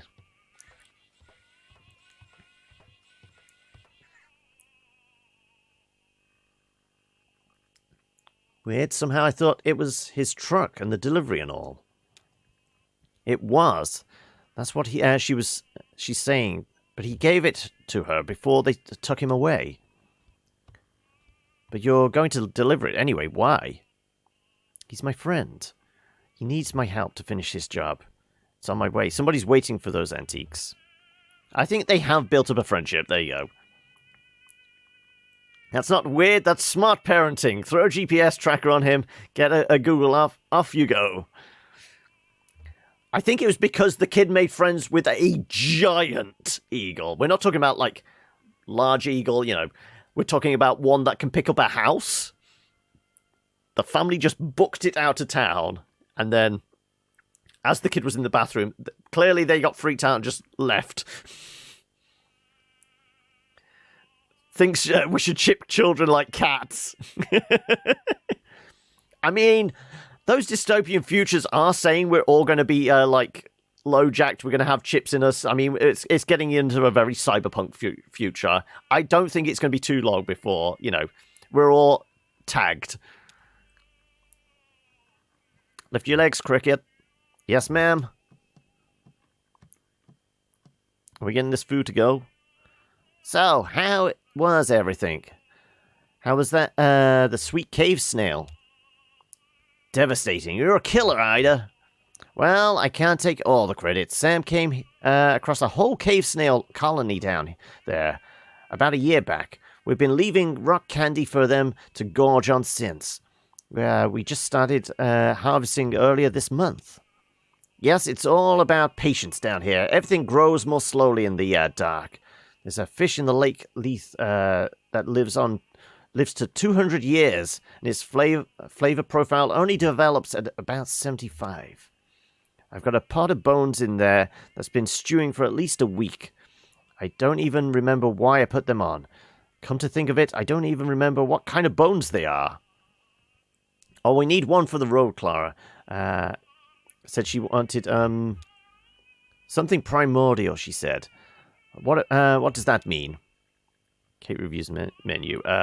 She must have meant something simple. Maybe she meant something old-fashioned. I think she meant something from a very deep in the lake. I mean, when you hear primordial, you are thinking something from the bottom of the ocean, aren't you? Ah, could be. Hans Shannon in the menu. Here, you pick. I'm no good at this. Right, what are we having? She'll probably like poached squid, beef and squid gumbo, cedar plank cave fish with herb red pepper crust and butter sauce. That actually sounds not too bad. I'm going to go with that. Good choice, my friend. We'll love it. I'll have that right out, sweetie. Also, is Shannon getting any food? Hey, Grund! Well, hello there, handsome and chat. Yes, controlling their houses with eye movements. It's incredibly cool. You already know people with chips in them. Okay. Ezra leans over the table and carefully examines the preserved food and drink. You have to touch the tentacles. Come on. Tentacle is solid and fixed in place. Oh, no. I mean, though it's solid, I mean, somebody could find fun with a solid tentacle, I'm guessing. We used to steam those juicy, but I prefer them smoked now. Sorry I startled you, sweetie. Whose food is this? Why didn't they finish their meal? Did you poison them? Well, they had more than twice as much food as they really needed, so even half was too much. This food is about 15 years old, it's true. Things were different then. Nobody came here to eat here. We were fighting just to keep the lights on. Sam, my husband, was depressed. He couldn't catch anything. That was part of the problem. Most of what we served was shipped in frozen or dried. And I just threw it in the fryer. We've both come a long way since then. Well, 2 young men came in for dinner. Seasoned drivers, they said. Over 10,000 hours between them in Lake Leith alone. They'd been out all day salvaging parts from the riverboat wreck and had worked up a fierce hunger, they said. They ordered the whole menu without even looking. It was a short menu in those days. I sat them right here and went back to the kitchen. Sam was at the next table doing a Sudoku and drinking malt liquor. His usual routine at the time. An hour later, I was cleaning up when Sam came bursting into the kitchen. Ida, he said, kind of frantic. These drivers are still hungry. Bring them another course. And I said, they already ordered the whole menu. Sam said, make something new. Keep making up dishes, whatever. Just keep bringing them out food. So I did until the small hours of the morning. I made up so many new dishes that night. I could write a book. And it was good, inspired. But I was working so hot and fast at the burning edge of inspiration, I didn't think to write any of it down. I was so wrecked with exhaustion the next day, I knew I couldn't remember what all I'd done in the kitchen. Sam thought he could take a photograph of the leftovers, but we couldn't get the lighting right. So we just shellacked the whole table. Now, when I need inspiration for the menu, I come and look here and think about all those ingenious dishes I threw together for those drivers. Of course, they didn't pay their full bill. I heard one of them complaining to the other, let's just pay half and let them charge the other half to whatever demon in the kitchen kept making up food faster than we could ask for it. But it all worked out. Things have really turned around since then. This place is actually pretty popular now. The success in our expanding menus inspired Sam too. He started bringing back the most magnificent ingredients from his nightly dives. I'd better get to work. Stay right here, sweetie, and I'll bring you a treat on my way back.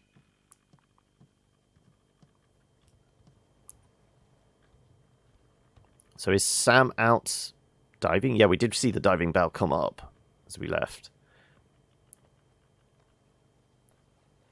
It's some kind of eel! Well, buddy, I guess you're the catch of the day. The one and only, huh? So, what are you? You look like, well, some kind of eel, I guess. Kind of a mopey little guy, huh? Yep, I can see it, in your eyes. You smell like sort of buttery. Well, that should be just fine. Skin feels like sandpaper, huh? Well, sure figure something out. I think I'll call you Rich Eel.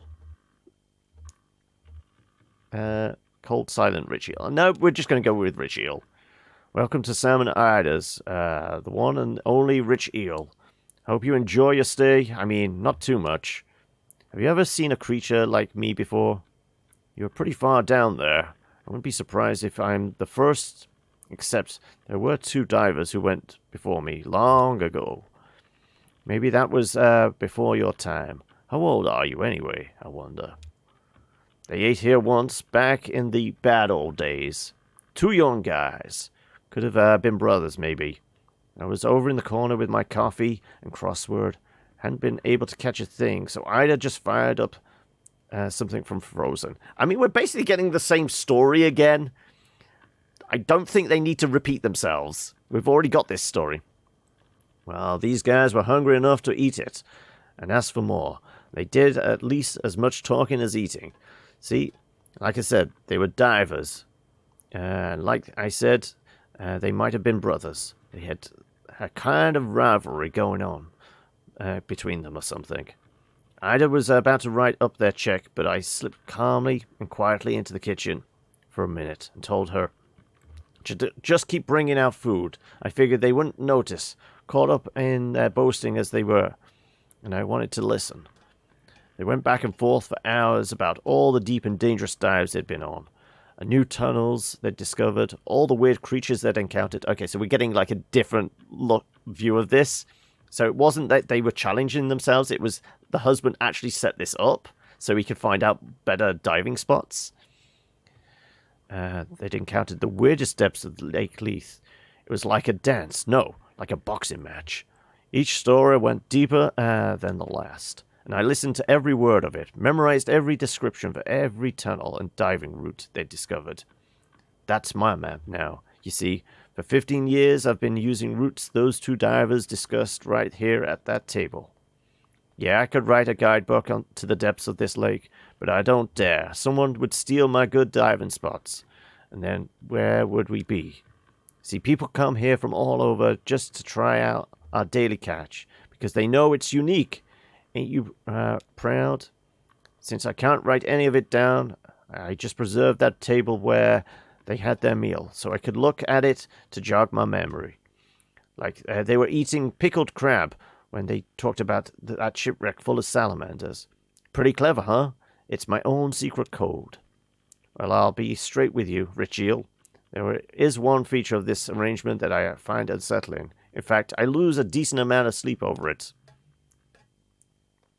I told you those boys were competing, right? One-upping each other. I mean, each getting wilder and more adventurous as they traded tales. Well, I navigate mostly in the dark down there, just going by touch and the kind of mental picture I can construct from their detailed boasts. And every time I explore a new diving spot from those recollections, I have to weigh it all against the risk that I'm heading right into a dangerous falsehood. One of those men could have felt for a moment like he was losing some ground in that little jewel. So he could have slipped a fake one in there. Maybe told a fib about some dive he went on and found a colony of blind shrimp living in a discarded refrigerator.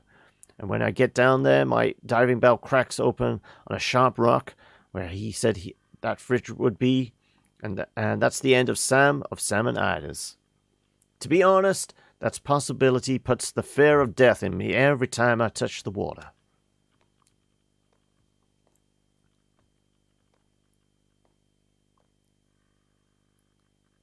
Hey, Sam, good haul tonight?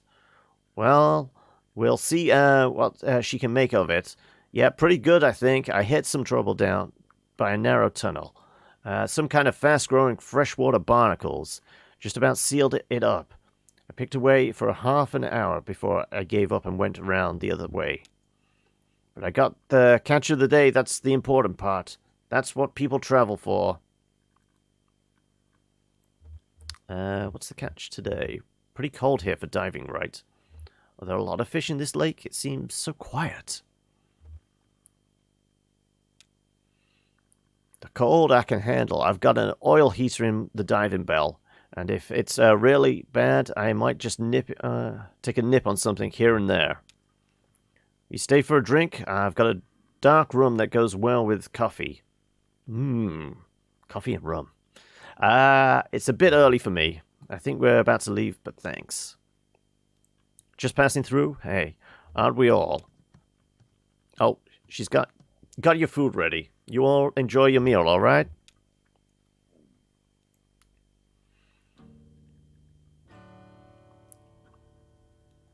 Where's the musical interlude coming from? The Bedquilt Ramblers play This World Is My Home. So we're going to pan down and the boat sailing past with the band on.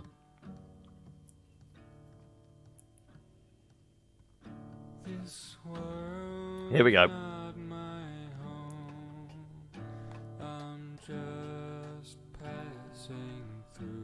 Well, I guess we're heading for the boat. And I have to presume that's got to be near the end of the chapter.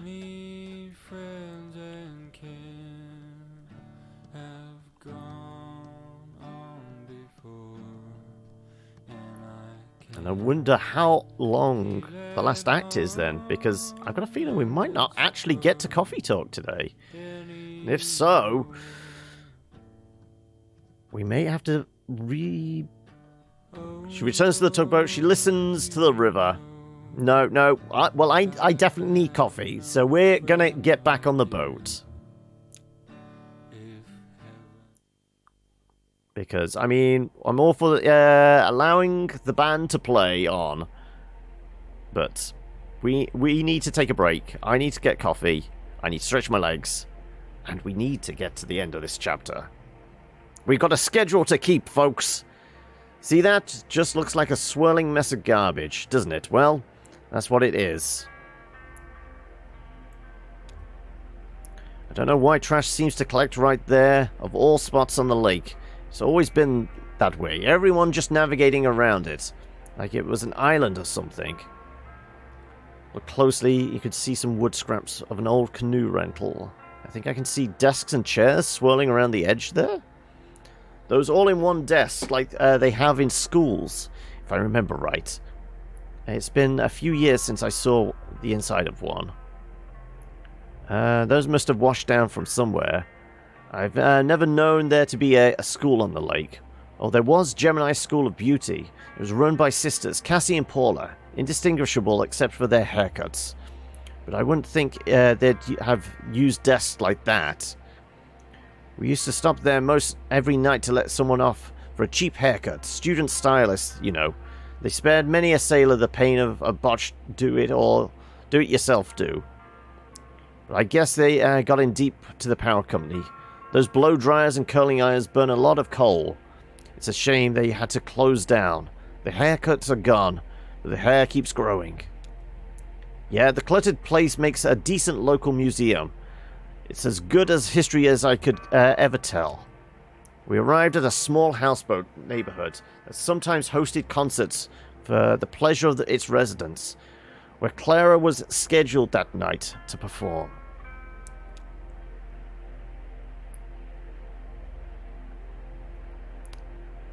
So we've got another musical interlude, possibly. But if it's anything like the, what was it, Junebug and Johnny's performance? Ezra stayed on the tugboat to help Clara with her performance. Junebug and Johnny watched the show from the dockyard with the others. I think we are going to watch it with the others.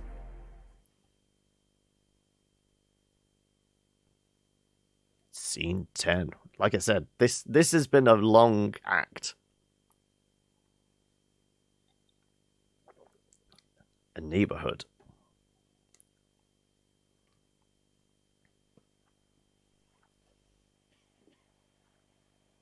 She plays a theremin?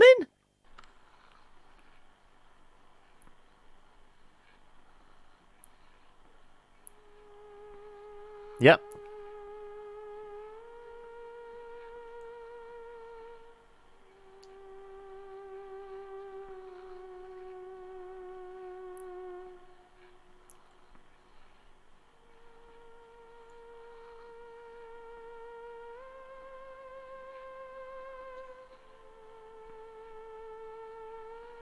Oh. I remember this. I told you... Yeah, you don't have to say it. Only because it's always true. Huh. She played it at the flower shop Serrano opened. He was having trouble with his tape machine, so she just droned out the lap steel. He got really into it. He went on for, like, forever. Everyone was falling asleep. Not everyone. I remember the air was warm, perfumed. You were playing some pedals you found on the floor. I was looking at the ceiling. I remember the ceiling was glass. During the week, that platform was a greenhouse. I don't know where they put all the plants when they had bands in. Maybe outside, if the weather was nice. It was nice that night. Warm, smelled like spring. I remember the folding chairs, so uncomfortable, but I guess it was their only option. They had to pack everything up during the week, so there'd be room to display the flowers. The tape stuff sounds good. The kid's doing a good job. Yep, he's a natural-born tape player. So, we were talking about him earlier at the gas station. Sure, I haven't forgotten, Cricket. Cool. I know. What do you think about Ezra traveling with us for a while? We were in the back, kind of looking around people, passing messages in code. We used code of our own design, inscrutable to observers, transmitted by subsonic whistles.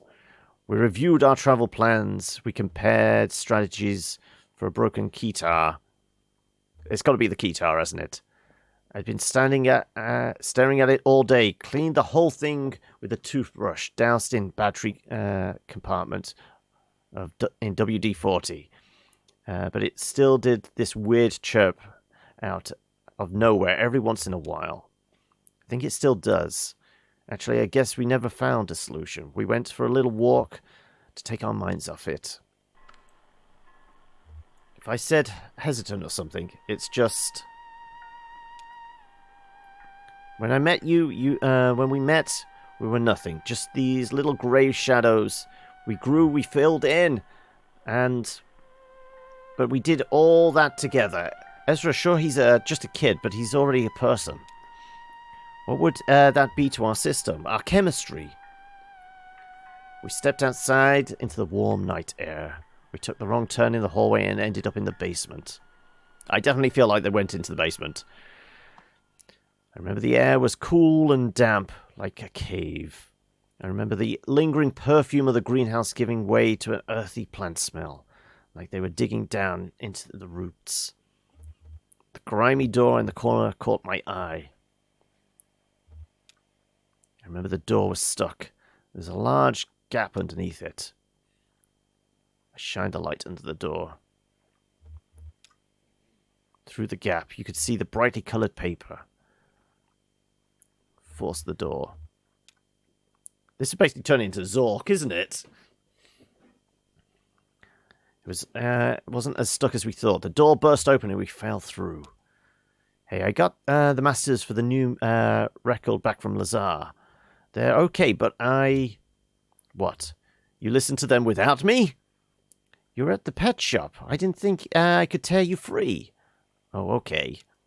Anyway, there are a few spots where the strings distorted a little. The whole thing was way too much has way too much reverb, but overall it sounds pretty good. The new drum machine fits right into the mix. Nice. The only question is how to do it live. I can't control the drum machine and sing and dance at the same time. You've got your hands full of the guitar. He switched on the lights. Of course he switched the lights on. The room was crowded with colourful wreaths for births, weddings and funerals. Celebratory wreaths, but there was something kind of sad about it. We got back to the greenhouse just as Clara was tuning up. She relaxed her shoulders, took a deep breath, raised both hands into their precise positions, and the room started shaking. Clara hit a note that made the glass rattle in sympathy, a perfect 2 octaves lower. She looked like a sorceress tearing down the building with an effortless wave of incredible focus, coaxing the empty air into some kind of moaning, rattling demon. That's the thing about this theremin. It's the only instrument you never touch. You could see the waves of concern propagating through the greenhouse. People looking up at the trembling glass ceiling, looking at each other to see if anyone else was worried, trying to catch Clara's eye and discern if she was doing it on purpose or not. She was really trying to bury us all in glass. I wonder if that's actually possible with a theremin. I mean, there's the whole joke about, opera singers and like rock singers can actually shatter a crystal glass. But could a theremin tuned to the right frequency actually, shatter a pane of glass? Find the sympathetic frequency for it? I'm just saying, maybe we could use a third pair of hands up there. Oh. Think you could teach the kid to play a drum machine? Ma'am, I could teach a dog to play a drum machine. Well, that'll be our backup plan. It was a tense 5 minutes. We, the audience, alternated between fearing for our lives and lamenting hers that could have given her the kind of emotional experience to play this devastating song. Then slowly, gently, Clara's hands came to rest. The theremin went quiet. The glass stopped rattling and the room relaxed, unharmed.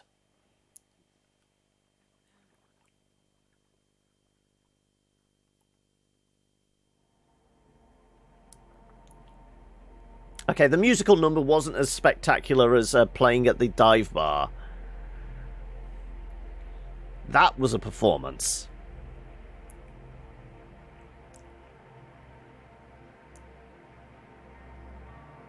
I met a photographer once. I mean, one in particular. She even took my portrait. I can't imagine why. She said it would immortalize me. That was a metaphor, of course. She meant I'd never be forgotten.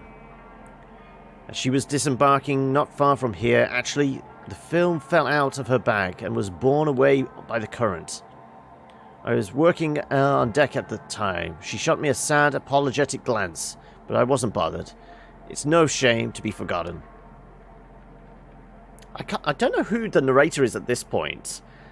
I mean, early on, it was definitely Will, but I feel like we've slipped into, like, possibly Kate and Shannon along the way as well.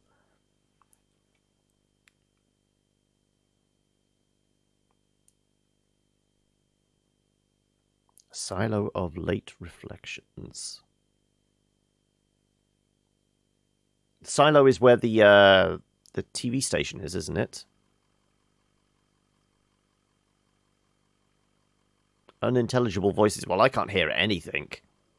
I can hear the engine of the truck humming. What's this place like, Dogwood Drive? It's in a small town, or I really don't know. I've got the manifest the old man had in his truck here. Lysette's Antiques, mail order delivery, no return address, shipping address 5 Dogwood Drive, packing list. It's just numbers, I guess, the inventory numbers of the antiques he was supposed to be delivering. Anyway, I'm glad you're coming with us. Yes, I'm always eager to see more of this country. And I enjoy the company. I will have to find a bus or a train to get to Nashville by evening. Well, they have buses everywhere, right? Oh, hey, I could drive you to Nashville. Seems I have a truck now, only... How are you going to get up these stairs? That's quite a staircase. There's another route, a tunnel or something. Is there something we could do with a rope? There's no way to get the truck up these stairs, so... Is there? I'm guessing there's probably a tunnel. No way out but up. I guess we could wait for the mammoth to come back around and take us a little further down, but that won't be until late afternoon. Looks like we're making the rest of the trip on foot. Is it safe just to leave the truck here? I don't even know what's in there. What if it's too much to carry? Nah, we've been loading and unloading gear since the stars were young. We're our own roadies, right? We've got expertise. All right, Cricket. Let's get this delivery packed and tied into bundles. We're hiking upstairs. What's in there? Antiques, I guess. Antiques. Yeah, antiques are... It's like junk, but people will pay for it. Oh. Sorry, I guess you'll be taking the bus after all. It's okay. It'll be an adventure.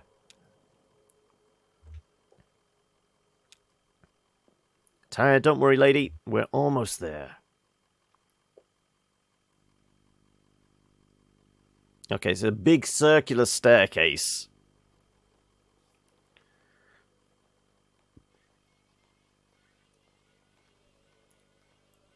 And it goes all the way up, does it?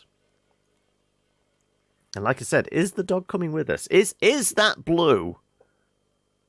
Morning bird songs. Okay, so at least we're getting above ground again, hopefully. I'm hearing very, very faint tweets.